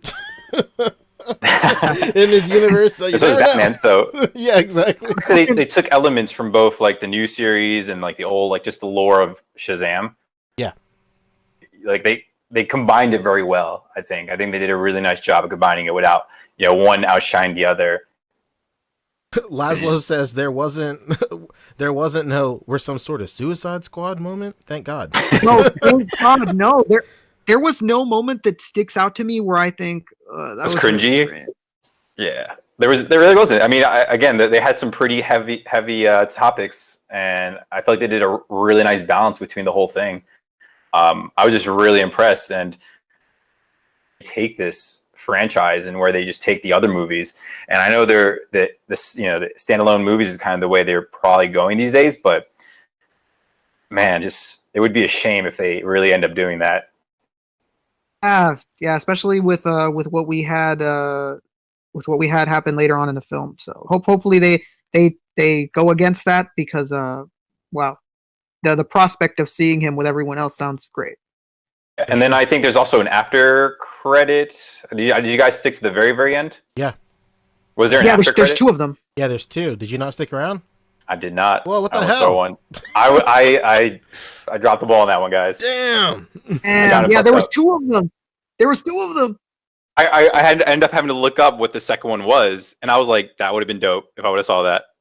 The mid roll was like the world building one, and then the very end one was like just like was a dig at another superhero.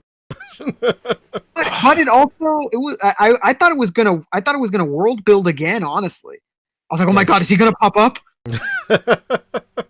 But it was good, man. Like I thought it was great, man. I'm glad you dug it too, man. Because I know last week you and I were pretty stoked on it, and I'm glad it lived up for you. Yeah, and I know. So wait, what'd you think of the suit though? I know you guys had like a take on it regarding to it being too bulky. I thought the suit was great. The more and more I think like stills of the suit don't do it justice. Just because once he was like in motion, his neck didn't look so like skinny. That was like the biggest thing for me with this suit is like he's so ripped and like just like yoked everywhere else, but like his neck is still like a thin dude's not a thin. I mean, he obviously got in shape for this role, but like his neck and his traps don't really mesh well with the rest of the suit. But once he's in motion, it's completely fine. It worked really well on film. Yeah, for sure. It worked a lot better than I thought it would be. And to me, it's like it's one of those things that like I feel like they held true to like if a kid got superpowers, what happens? Exactly. And they just nailed it. Another thing that I really liked about it is like this and Aquaman is like they're so like stoked to be superheroes. They're like stoked. They're stoked absolutely. to be saving people and just like I mean they're just They stoked like their to have jobs. these powers. They like what they're doing. And it's such a stark difference from like Man of Steel and like Superman and Batman, like where it's kind of like their take on those characters was more like dark and brooding, whereas these characters they're very excited and happy to be it. And also I think the thing that works really well is like since the climate of superhero movies right now, we're so oversaturated with superhero movies, and so many superhero movies, especially the DCU, are taking themselves too seriously.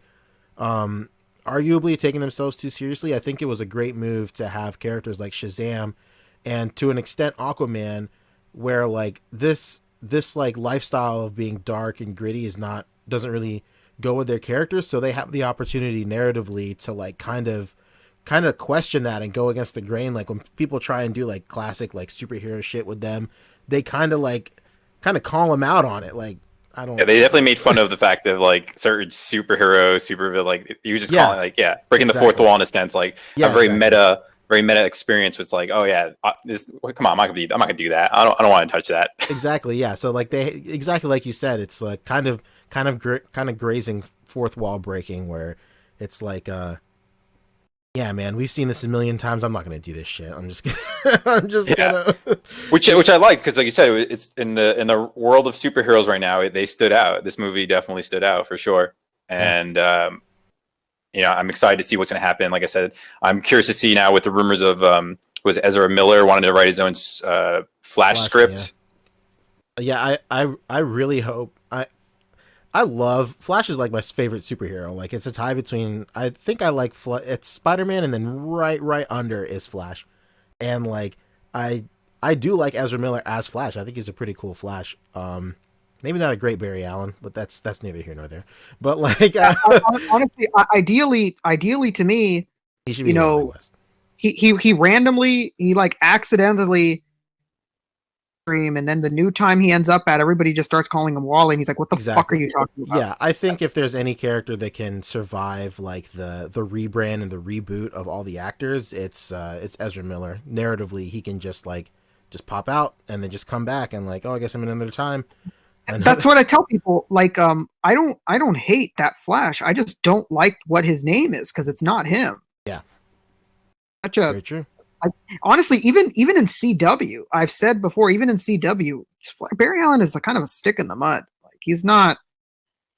Yeah, I arguably the way he's not a likable character, basically just too like by the book. He's very stoic. He's just like just like his best friend. What's his name? Just like Green Lantern. Can't remember his fucking name.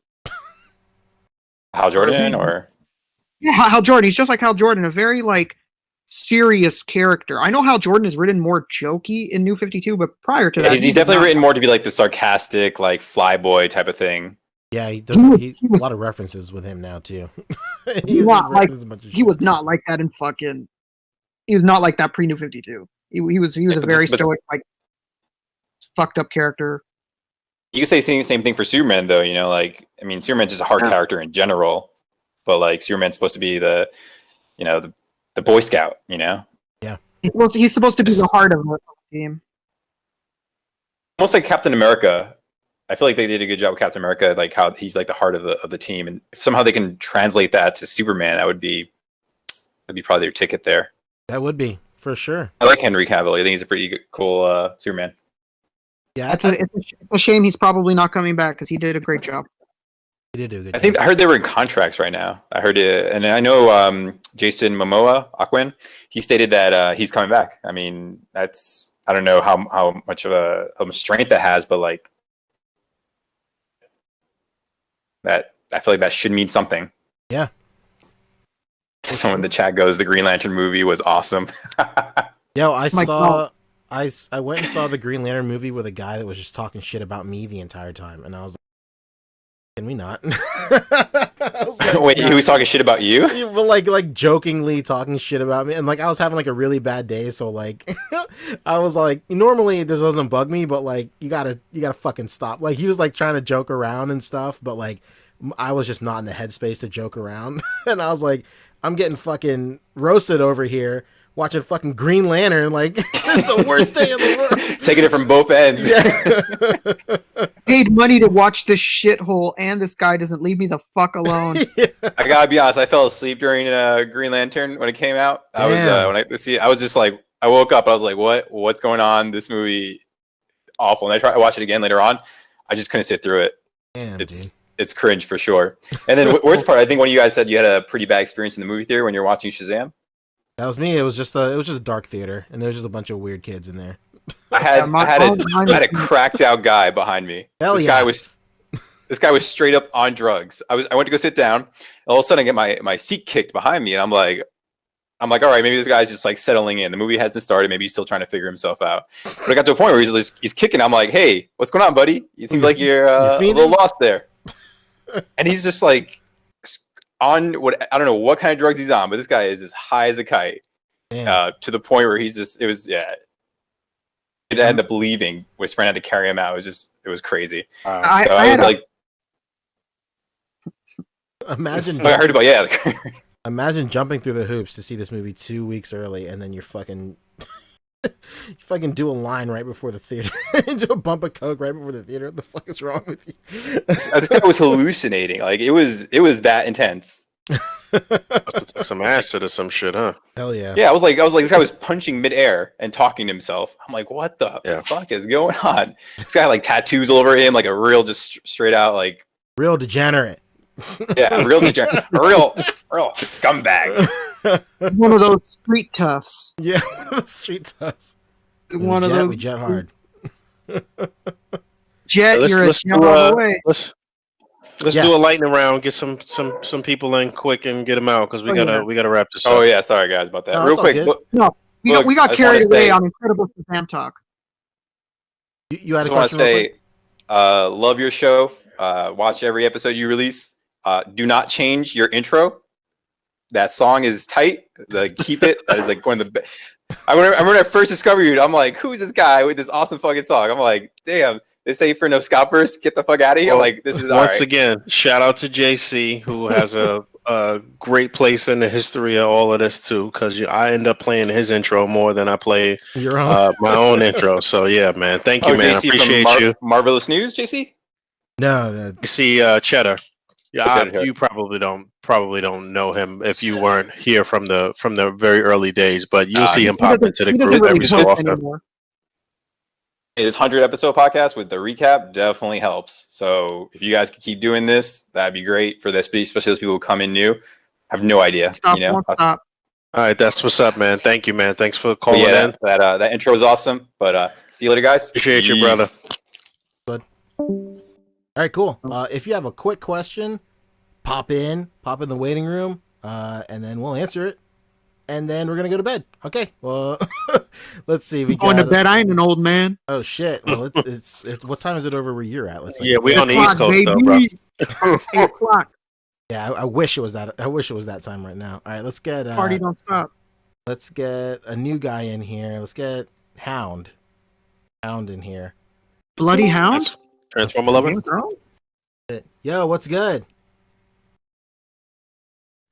Oh, what's up? What's up, dude? I was kind of caught off guard because I'm watching the podcast on TV while I'm talking to you guys, which is pretty weird. Oh no, it's all good. Did you have a question? I don't know. I just want to say I just been watching you guys since like one of the 80th episodes or whatever. Just say like this is so crazy that you made it to like 100 eps. I love you guys. Oh, dude, thank you so Oh much, man, man. thank you. Oh my god. Thank you, man. Yeah. Are you in the Facebook group? Yeah, I'm in the Facebook group. I follow the Instagram and the Reddit. I'm everywhere. All right, that's what's up. Hell yeah, man. Cool beans. We'll catch you next week, bud. All right. See ya. All right, Thanks peace, for bud. calling in, man. No problem. Hell yeah, dude. What a guy. What a guy, the Hound, man. Boom. A hound. Ton of That's reviews. it. And we thought the hound was a monster. See? That's it. Oh, gentle giant. This is not Game of Thrones, man. Uh-oh. Kona reviews, you in here? What's the move? Hello.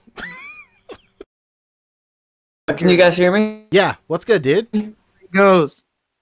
Hey, yeah, I love your guys' show, and I've been watching for a while now, and I really like it. Dude, Where hell you yeah. from?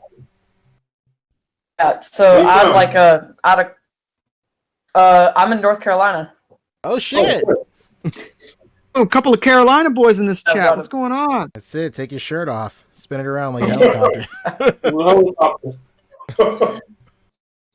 What's up, bud? Did you have a question? So I had a question about the Mezco blade sleeves, because I was watching some reviews and I have it. I think it's like arriving on Tuesday for me, and those weird half sleeves. I just wanted to get your guys' thoughts on those, if they bothered you or not. Look, you're What's the going man. on? You have a blade, don't you? Well, I think that this coat that they did for Blade is some of the best tailoring that they've done. Period. It's funny because Whoa! Damn. Better than Joker. even my girl was looking at it and she was like, "Yo, this is like top notch right here. This is really well done." When you get it in hand and you look at the lining inside of the coat and everything, it's really well done, man. It's a perfect fit for his body. It looks good, man. It looks like something some pimped out black dude would wear. I don't know. It looks good, man. It looks real good. In hand, you'll see it's some of their best tailoring for any of the coat. It's the best coat that they put out, no question about it. It's maybe not the best style as far as like you using the coat with other figures and stuff, because it's pretty much fine for Blade's look, but it's some of their best tailoring though, for sure. Nice. I can't wait to get it. Thank you so much. Hell yeah, All dude. right, Thanks for calling in, man. Go thank you borrow a so cup much. of sugar from me. Yeah, just come on over. I'll get you a cup. Peace, dude. All right, man. Let's go. Let's go with Hater Herder. Haterade, what's up? Oh, okay, goodbye. Okay, we'll get back to him a little later. Let's go with Laszlo Figs, or Laszlo. Goddamn, Lago Figs. Jesus Christ. Yo, what's good, dude? Uh-oh, everybody's probably listening to the podcast. Hello. You bringing them in, they listening at the same time. Yeah, probably. There's probably a delay. Give him like a good 2 seconds to catch up. That's all good. We'll get Hater back in here. Oh, he left. What is going on? Yo, Hater, what's up? Yo, I got you now. Hell yeah, dude. What's up, man? What's up? What y'all up to? Just doing this podcast. Already know. What do you think of the show so far, man? Oh man, I love the show, man. This is my second time being able to talk to you guys. I hope at least one day I'll be able to catch up with y'all at a convention or something to meet y'all, some of y'all, on the scene. Oh, you asked in the chat if we were thinking about doing SCCC one year, right? No, that must have been somebody else. Damn, I'm the worst. Okay. It's a ton of us, bro. I get it. What city are you in? There's a lot of hate herders in here. I did have something to say about the video, man, with the intro with the scalpers. Uh-oh. Let's go. No, I was I'm always kind of conflicted about it. I got a little kid, and I take him out hunting for toys with me. That's our thing. So we go out and we put them online and what all all that kind of jazz. But I was just telling him about the video and the scalpers and what it was, and I was like, well, it's kind of like what we do, except we're with a heart. We buy, and if there's like, it's like if there's 3 of them, I'll get 3. If there's more than we'll only get 3. That's our limit. Okay. And even if there's only 3. We'll only get 2. We'll leave 1 for someone else. That's it. That's the move. And and I always tell him, I was like, we're on eBay. I was like, we're always the lowest price on eBay.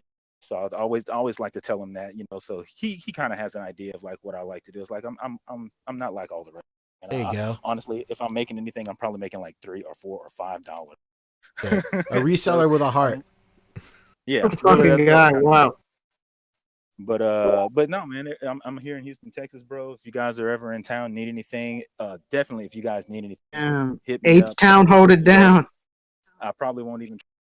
I'll probably send it to you for free for you guys just doing everything y'all do. And yeah, I got. Appreciate it. At least hook y'all up a couple times. Well, something I'm really looking for, Hater Herder, is a brand new house. I got my eyes on a good credit score. Let me know what you can get. I got my eyes. Man, I gotta talk to my real estate agent about that, bro.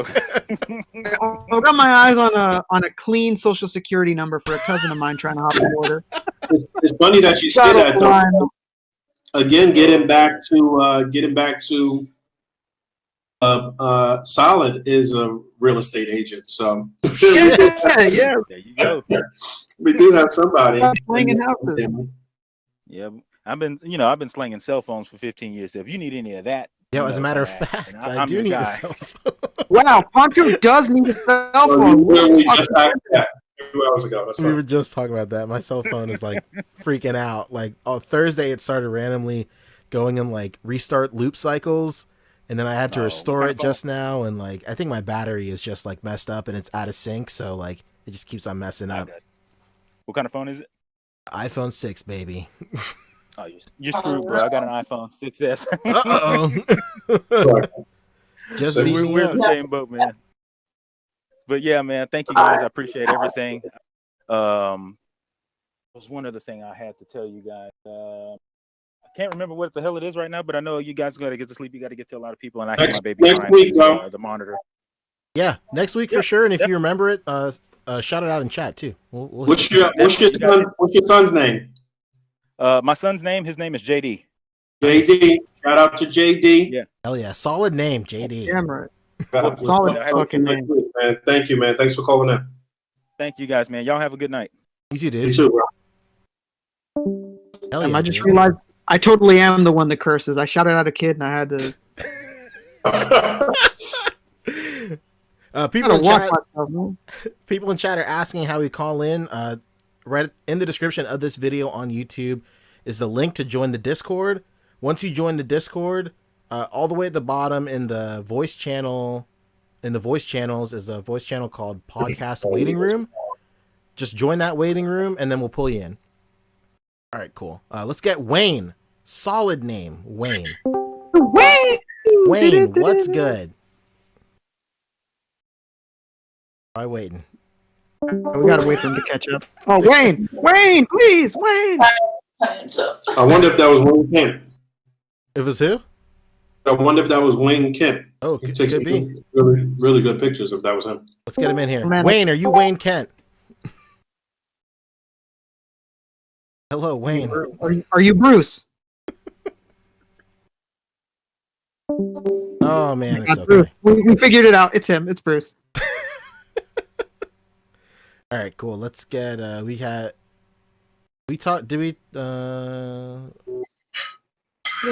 here he is. He's got his headphones on. Oh, boom. Okay, Wayne. There he is.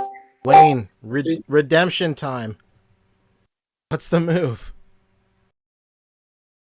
Don't do this to me, Wayne. Dang. Yeah, we'll figure it out. You're breaking my heart, Wayne. It's all good. Corin, let's get Corin in here. Corwin. Or Win. Not to be confused with Calvin Benjamin. Exactly. What up? What up? You're breaking my heart, Wayne. Damn, we are pretty far behind. I just heard it in Corwin's. All right. Yeah, I'm pausing it now. It's all What's up, good. people? No. What's up, dude? Did you have a question? Once upon a time, I saw, like I told you, I've been working on the vehicles. There was a pickup truck that was going around. Y'all know where that came from? It was like a truck. Ford F-150, I think. F-150. A Brooder, maybe? Brooder, yeah. You might want to ask Adam Smith. He's the car and truck man. Adam Smith and Todd Ortiz, they always got the pulse on the Brooders. So if you see down there a man by the name of Rectangular in the chat, Rectangular, is there a fucking F-150 with Brooder? What's going on, man? Let us know. And you know what? Some of these cars, I've talked about this in a few videos and stuff, but that old company back in the day, Gay Toys. Yes, but helmed by J.K. Rowling. But yeah, they have some decent 112 scale stuff too. I kind of refuse to put that in my search history. Yeah, you don't got to worry about it, buddy. On eBay, it won't give you crazy results. Actually, what you're looking for will come up right away for sure. Yeah, put that safe search on just for a good measure. PG-13 settings on your Google. That's it. No, I've been looking at a lot of RC cars and stuff. A bunch of those in like 1/10 scale are looking pretty decent. But it's RC, like, they're expensive. Yes, very, the very hobby of much. RC. Yep. The hobby itself is actually mainly 112. Jumping into some hot toys. The cars is actually the proper scale for 112 figures, though. They much better with 110 cars. They actually look like they fit inside real nice. I know they do. But I've been getting lucky on them little doll cars lately, and those have been doing nice. Hell yeah, your Bratz collection's really filling out, huh? Yeah, man. He just needs the tour bus. He needs the party bus. Yeah. It's actually hard to find those Bratz cars now for whatever reason. I feel like they had the old like what was that, like a lowrider one? Yeah, we were talking about it last week. They got that one. I've been looking for it. I've been looking. I always keep my eyes open. Yeah, man. We're trying to get that George Lopez special. Hell yeah! It's dude. funny because Wayne Kent, homeboy that I was talking about, he had used that. I think it was the Bratz car. I've seen him use that in a couple of displays. He used it with I think a Razor Ramon figure one time.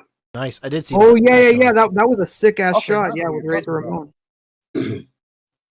I don't remember everybody's name all the time. That's Wayne, if you are Wayne Kent down there, you're breaking our heart right now, man. But Corin, I'm pretty sure I know who you are though, right? You posting in the group from time to time, right? Oh yeah. Yeah. Okay. All right. Fairly regularly. It's always good to put a voice to the name and shit. Right on. The shot I put up on PNP will be coming up soon in the main group. All right, that's what's up. Oh, that's right. You recently got into PNP. That's right. Oh, I've been in there for a while. Really? Okay. I feel like you've been posting more lately than I have the past couple weeks. But hell yeah, dude! I usually get something on Sunday or something every blue moon. That's the move. Thanks for calling in, man. All right, y'all take it easy. Thank you, bro.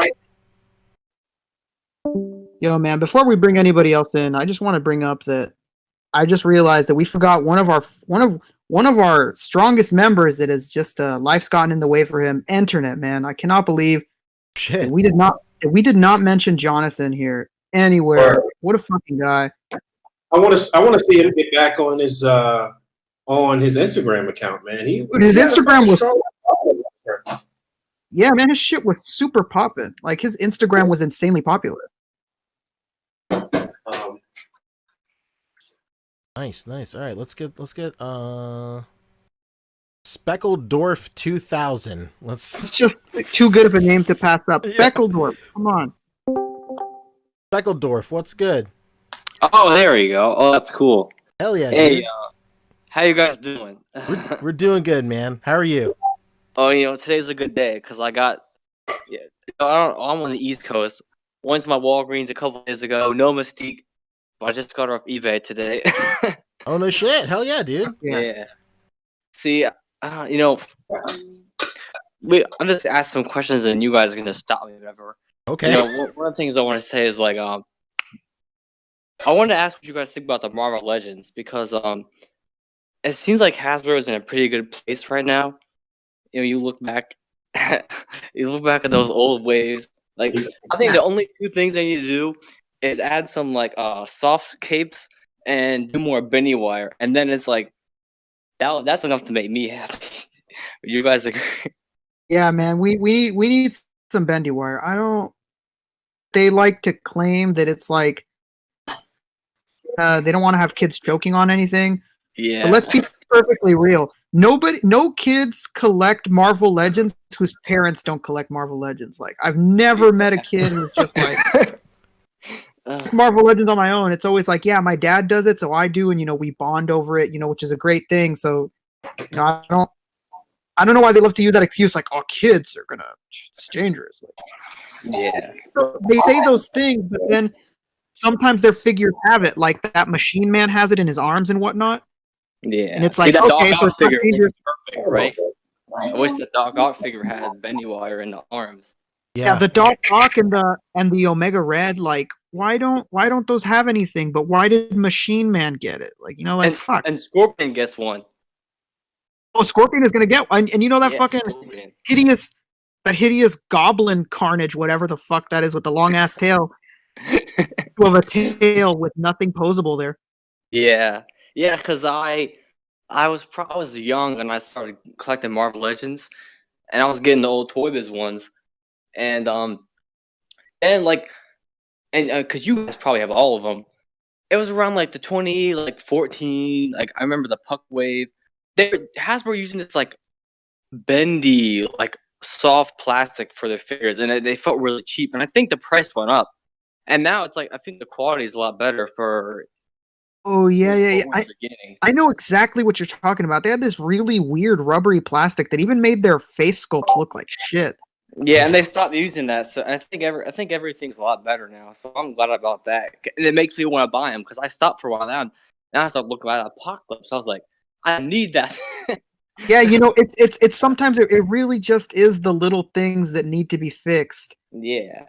And so I mean, if they just get a couple more things on track, I honestly would have complaints. They just gotta, and then we're cooking with some fire. Oh, man, if you want your comp, I know those Mezco figures are sick. They're just so much damn money. Like I get imports too, but like, everybody has space for whatever. But it's like that's the only one thing they're missing. Then they'll be fine. Oh, they made a new Broly figure. Oh yeah, we talked about it, yeah. But I don't think anybody. I don't know. I haven't seen anybody make any like posts about it. But there's a new Broly figure for Figure Arts coming out. We talked about it here on the show. We showed. Oh, you did? I'm late. That's all good. Yeah, it just broke this morning, I think, or yesterday morning. Yeah. That stuff. Oh, those things are also cool too. And McFarlane. Oh, we got a McFarlane fan. Yeah, they're making there's a One Punch Man from McFarlane. I was like, when does that happen? They're doing anime and they're doing My Hero Academia stuff too. Rough, it's a great time to be a collector, isn't it? Yeah, it's the proto they showed for that One Punch looks weird, but but it's cool that they're branching out like that with anime stuff, and I think that their sculptors will be able to get some mileage out of that, especially with that new articulation system of those Fortnite figures. Oh yeah, that too. I'm definitely those villains, the villains that they make for My Hero Academia are going to be bought. All Might, I'm going to buy just because he's going to be so big. Yeah, that too. If you want a One Punch figure, have you heard of the third party Dawson One Punch figure? Oh yeah, I saw that one too. And they made a Genos. I forget what his name is. Genos. Yeah, there's a Genos too. And those it comes with the maid outfit. Those are incredible. I would suggest picking that up because not only they're really great, but they're inexpensive too. I really like when companies make little little things to have like the monocle and Oh yeah, all the third party companies making like accessory packs and stuff. yeah, those third party companies. Whoa. Hell yeah, dude. Well, cool. Thanks for calling in, man. It's okay if I might want to shout myself out. Yeah. What's good? What? All right, I have a small channel. It's called Sacred Sensui. Whoa. Say it again. What's it called? It's called Sacred Sensui. I just Alright. wanted to. I do little things for just as a hobby, so I guess when that mystique comes in, I'll try that. I just want to do it for fun, you know. Hell yeah, dude. Blast Talk to it the in the fans. chat too. Blast the Yeah, link in yeah. the chat. We'll check it out. Come, we join never- us in come join us in the Facebook group too, man. So once you get that mystique and you start messing around with her, then hopefully you can start posting some stuff. Oh yeah. See, all we need is a blob and a pirate, and we'll have our. I think that's all we need. We'll have our. Yeah, classic brotherhood. Oh yeah, our brotherhood. All right. Thanks for Wait, having we me. need an everybody. earthquake. Oh wait, when do we get who? We need an earthquake. Oh yeah. Oh yeah.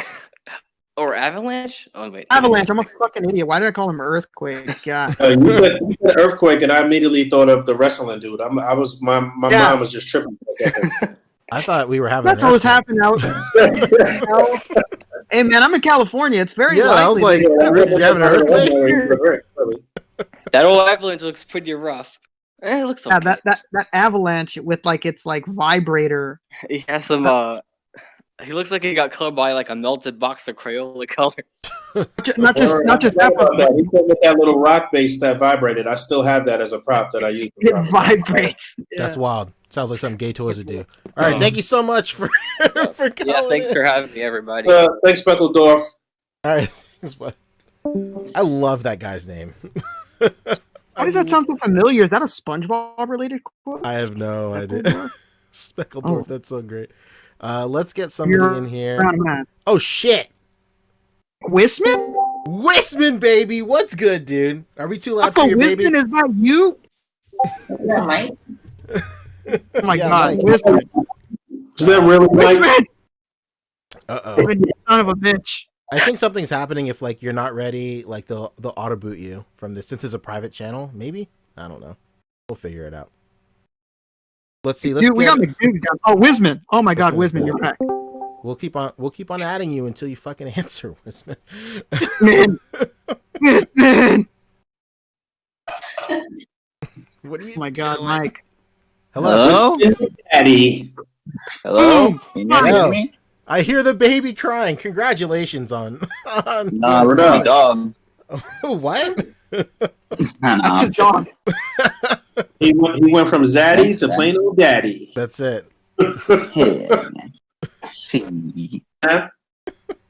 What's up, dude? What's up, guys? Congratulations on 100 episodes. Dude, of course, man. Congratulations on a human being, bro. Exactly. That's... I know I did all the work, huh? Yeah, that's.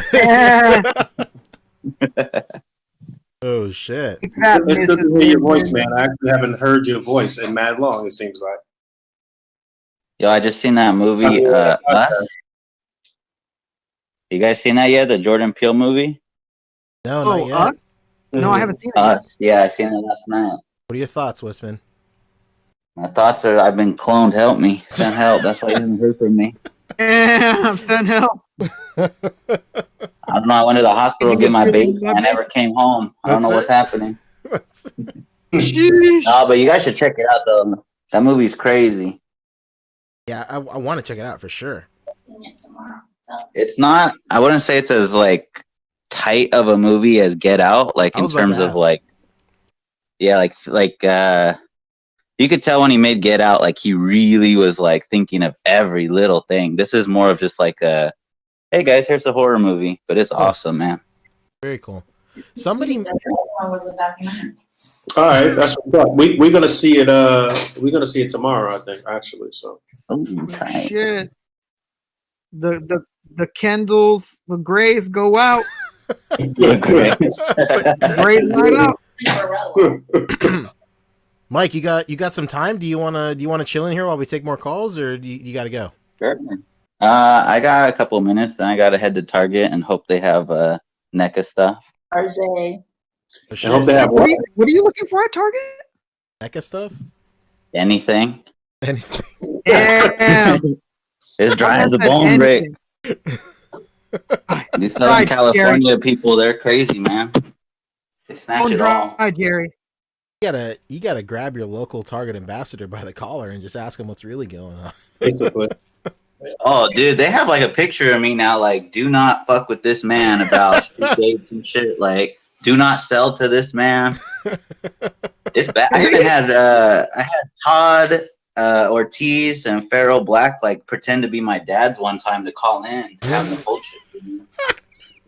Oh my god. Dude, you could ask him. I'm not even bullshitting you. You could ask him, dude. Like, he called Target like, hey, yo, this is Mr. Wistman. I need to hold that shit for him. I was like, oh, hell yeah, dude. And they did it, too. That's the crazy part. They're like, oh, you? Well, since your dad called, I guess it's all right. Oh, my God. I don't doubt that for a minute. Out of here. That's incredible. Right. That's incredible. Maniac. Hey, man, I use that excuse in reverse. I call in and I'm like, hey, man, my son's been having me call many Targets looking for this toy. Many Targets. Oh, dude, that's my thing for returning. Like, oh, why are you returning this? Oh, my nephew didn't want it. Blame it on that's the so on the little genius nephew. because I do that, but I tell people I got it as a gift and I don't want it. Maybe a man of my age should be saying that. Yeah, maybe you start lying. I've been doing this shit wrong the entire time. Yeah, I always tell them yo, like, this is like the 5th legend you've returned this week, dude. I don't know, my nephew's tripping, man. That's crazy. The pickiest kid. Man, that is beyond me. Oh man. Oh yeah, dude. Let's get somebody else in here. Let's get Snail 2042. This guy's living in the future. Yeah, Snail. we so 3,000 and late. What's going on? Damn. No, he's probably just not ready. Let's see. Let's get Wayne in here. Let's see if you're ready. Wayne, I can y'all hear hear me? you. Which Wayne is this? Is this Wayne Kent? This is Wayne Kent. Yo. Damn. Oh, boom, hell we yeah. fucking knew it. We called that shit from a mile away. Had a little technical difficulties on this end. It's all good, dude. What I just city wanna you in, call- Wayne? I'm in Shreveport, Louisiana. Oh shit! Damn, I heard that shit. southern drawl. That's why I asked. I was like, you got a down south boy. You got an immaculate southern draw for sure. Yes. One of the Appreciate best it. I've ever heard for sure. 100%. Oh, man. Appreciate it. You know, random fact One of the call day. and you're already rustling Jimmy's over here. And you know, 80% of the time when I turn on the show Cops, it's in Shreveport, Louisiana. Look, it's yeah. That's all I got to Yeah, say you about guys got a lot of cops being filmed out there, man. that. Got a lot of knuckleheads out here too. Yes, and knuckleheads, Shit. chuckleheads out there. Yeah. Man, where's the juggalos at? Where's the The regular? what? Oh man, I said, where's the juggalos at? Because he said the chuckleheads, and I thought juggleheads, and I was like, oh, what juggalos? Pancho's bringing up the juggalos and juggalites. Woo woo. Is it time for A.C.B.A to reach out to the juggalos and juggalettes out there? Whoop whoop. Yo, big shout out. Oh, I forgot who it was. Somebody had a trade page or something, and they posted a big disclaimer like, everybody is welcome. I'm glad to have this page, except juggalos, get the fuck out. And then somebody posted the first post, I'm a juggalo, and he goes, okay, and he kicked him out. No, he was like, he was like, I'm a juggalo and I'm still here, and he said, not for long, and he kicked him out. By the time I read the post, his name was already gray. It was so funny. damn, that's fucking incredible. Yo, Wayne, did There you goes have our Fago sponsorship. Yeah, the Fago sponsorship. Did you have a question, Wayne? No, I just want to call in and tell y'all, hey, keep doing what you're doing, and I appreciate y'all, and I love it. I listen to the podcast and watch all the reviews, and y'all doing great things. Just keep it up. All right. Well, just to let you know, definitely a fan of what you're doing, man. Keep doing your thing. As far as your artwork goes, man, it's definitely looking really good. When did you start collecting? When did you get into displaying? Well, I've been collecting ever since I was a kid. Kind of like what y'all were saying earlier, what you were saying earlier. You know, kind of time went on. I'm about to be 34, by the way, so I'm a little older in the game as far as age goes. But you know, time went on, and you know, high school and girls and you know, military for me, and then you know, college and his life happened, and so I kind of lost track of it. And me and I had kids, and they love it. You know, we always watched all the Marvel movies, DC, whatever. And they had a Comic Con convention here in Dallas about 5 years ago. Mm-hmm. And you know, my wife actually saw it, and she's like, "Hey, you want to take the kids there?" And it's like, "Yeah, we'll go ahead and take it there." And it's like, when I went there and saw all the geeks that were walking around like in cosplay, different stuff like that, I don't know. I just kind of felt like I'm at home right now. Nice. So, getting, you know, different figures, and they were, you know, tearing up and breaking on me and stuff. I'm like, man, look, I'm not rich. I gotta work for a living. I can't afford to be spending money on stuff that breaks. So I'm buying a lot of necks, huh?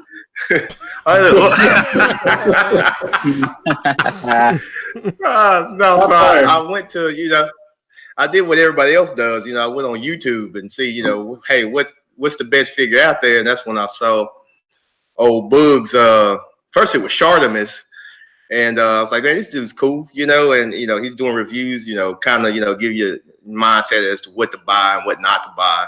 And then from him, it was like in the suggestion deal, I saw Bug, and same thing he said I went to watching his videos, and I saw he was black. I was like, this is my man. Finally, somebody who, you know, somebody who looks like me who's doing this. Oh, damn, that's what I've been doing wrong. Because look, everybody I know, all my family and my friends and stuff were looking at me like I was crazy. Like, what are you doing, you know? And so, you know, you made it cool. So, you know, that was a good thing for me. And from there, you know, it's maybe about 5 or 6 years ago, like I said, from that Comic Con to, you know, getting figures and just looking them up, researching them. I just kind of went into it heavy and started out me just doing it for my son. You know, he loved them. My kids, my daughter, she loved them, and the pictures, and I was just doing it for them, and just trying to research, find out who else is doing this. I know I can't be the only one. I'm not that weird. And found the community, and just been going from there. That's what's up, man. That's a great story, man. Thank you for sharing that, bro. And like I said, keep doing your thing. I'm a fan of your work for sure. Keep doing your thing, bro. Appreciate y'all, man. And all y'all up there, you know, like I said, I listen to y'all, watch y'all, and y'all doing good things. I think y'all are, you know, shedding the right light on what we're doing here, or trying to accomplish here in this art form. And so, like I said, hands up to y'all. Y'all keep it going. All right, brother. Thank you. Yeah. Go. Hell yeah, dude. I think we're gonna maybe take one more, I guess. So we got Punker Mike down there. Get Punker Mike. Let's get Punker Mike in here. Oh, hell no, I'm out of here. It's bad blood. Oh shit, let's go. Gang. Punker Mike. Punker Mike don't even know how to use Discord. How he's on here like that? Damn. And prove it wrong. Mike. What's going on, dude? Mike. Big Miguel. Nah, his shit busted. You might as well kick him. We'll I'm trying to get Mike out of here before he blows up the spot on the Dawson slam dunk figure. I know that's what he's trying to do. I keep seeing more and more pictures with those figures. Sheesh. About time too, man. Those guys, they deserve all the accolades. Honestly, it might be the best figure line of last year. It was incredible. Wow. So many and did them so well. It was wild, man. Punker They Mike, got more where down are the line, you? too. Yeah, they sure scandalous do. right now. Everybody's questioning me, but you're not here to back me up. Damn, dude. We'll keep you in here until you get your mic situation figured out. Let's try and get Snail back in here. Snail, what's going on? Snail, what's the move? Uh-oh. Oh my God, Snail. Damn. Hey, man, we got Hello. Hunker Mike. Killing us. All right, let's get McDougal in here. Last call of the night. McDougs, come on. What's going on, guys? Boom, McDougs. Oh, yeah. Boom, we got it. There But it is. I was excited to hear Punker Mike. I'm kind of disappointed that he's not able to call it. Shit, getting called out. Yeah. Damn, Mike, you're fucking Yeah. getting it from every way right now. But I will say it is cool to have Wisman here as well, because I probably watched your A.C.B.A. cutout video like so many times to learn how to like make my own Thank you. cutouts. So yeah, it's very, very cool to have you on here as well as everybody else from the podcast. And congrats. Hey, you don't gotta lie to them like that. It's cool. We're all fucking second fiddle over here compared. You guys are great, but can we talk about Mike for a second? Yeah. But hey, in all honesty, like you guys wouldn't be where you are without everybody doing their thing. So yeah, just congrats again for hitting 100 episodes and getting A.C.B.A. to where it is today. Hell yeah, dude. What a guy. Yeah. Thanks, man. It wasn't easy. I've been really grinding behind the scenes, moving this. Oh my God. Yeah, so Mc- modest. McDougal, what's your Instagram? Is it McDougal86? Is that you? Yep. Or like you like to call me McDog86. Oh my God. Yo, Boog has called me Pancho for so long. I start telling my name is Pancho. Yeah, I mispronounce everybody's name. Don't Colonel Crackers, Nama. Oh yeah, I always laugh whenever I'm in your raffles and you say McDog86. Yeah, so I get a good kick out of it. You want to hear something crazy? He calls me Reich. Oh, nice. Oh, Jesus Christ. Oh man. Yo, Peppa losing her mind out there. Hey, Rick, you better not be the third one of those. You Jesus see? Christ! How did I know? Oh my God. Oh my God. Christ, dude. Yo, that's a Harlem Book thing. He haven't shaken that out yet. Hell yeah! Did you have a question? Or you just Yeah, just not really a question, but just to like say like something that Boog had mentioned early in the podcast about like how A.C.B.A. in the community is like supposed to be like a safe space and everything, and I would definitely agree with that, because for me getting into this hobby, I collected action figures as a kid, like had all the 90s X-Men action figures, and then throughout high school kind of got out of it, but I turned 30 2 years ago and got back into collecting, but didn't really know what I wanted to do with it. And for me, like I realized that when I'm stressed out, like if I do like some sort of like artistic outlet, it's usually a good thing. And so I was getting into photography, and then through like YouTube and everything, I came across like Boog's videos and everything, and saw with the wonderful things that people were doing with action figures and photography, and that just kind of like pushed me to do it. And just like whenever I get stressed out at like work and everything, I just come home, play with my toys, and just have a good time. hell yeah, man. That's great, man. Toys. Whoa. Yep. Yeah. Yes. They're happy. The company, please. Oh my God. Sick. Yo, shout out to Steven Negron for putting us onto the gay cars. That's what that was, right? That car. Was that Yeah. Steven that first was talking about? Right? He's like, "Oh man, this car's only $6 or something," and it was like the size of his pinky. Yes. Oh, shit. Yes, I remember that. And everyone's like, "Yo, what brand is that?" And he flipped it over and just says "gay" on the bottom or whatever. Oh my God. I remember that post. He's like, "Are these supposed to be this small? How are you guys fitting these toys in here?" Back up, it'll look bigger. Yeah. It's a multi-scale display. God. Oh, man. Shout out to Steven, man. He's such a fucking goofball, but he's a good dude, man. He's Yeah. lovable. Yeah. Oh man. Dude, McDougal, thank you so much for calling in, man.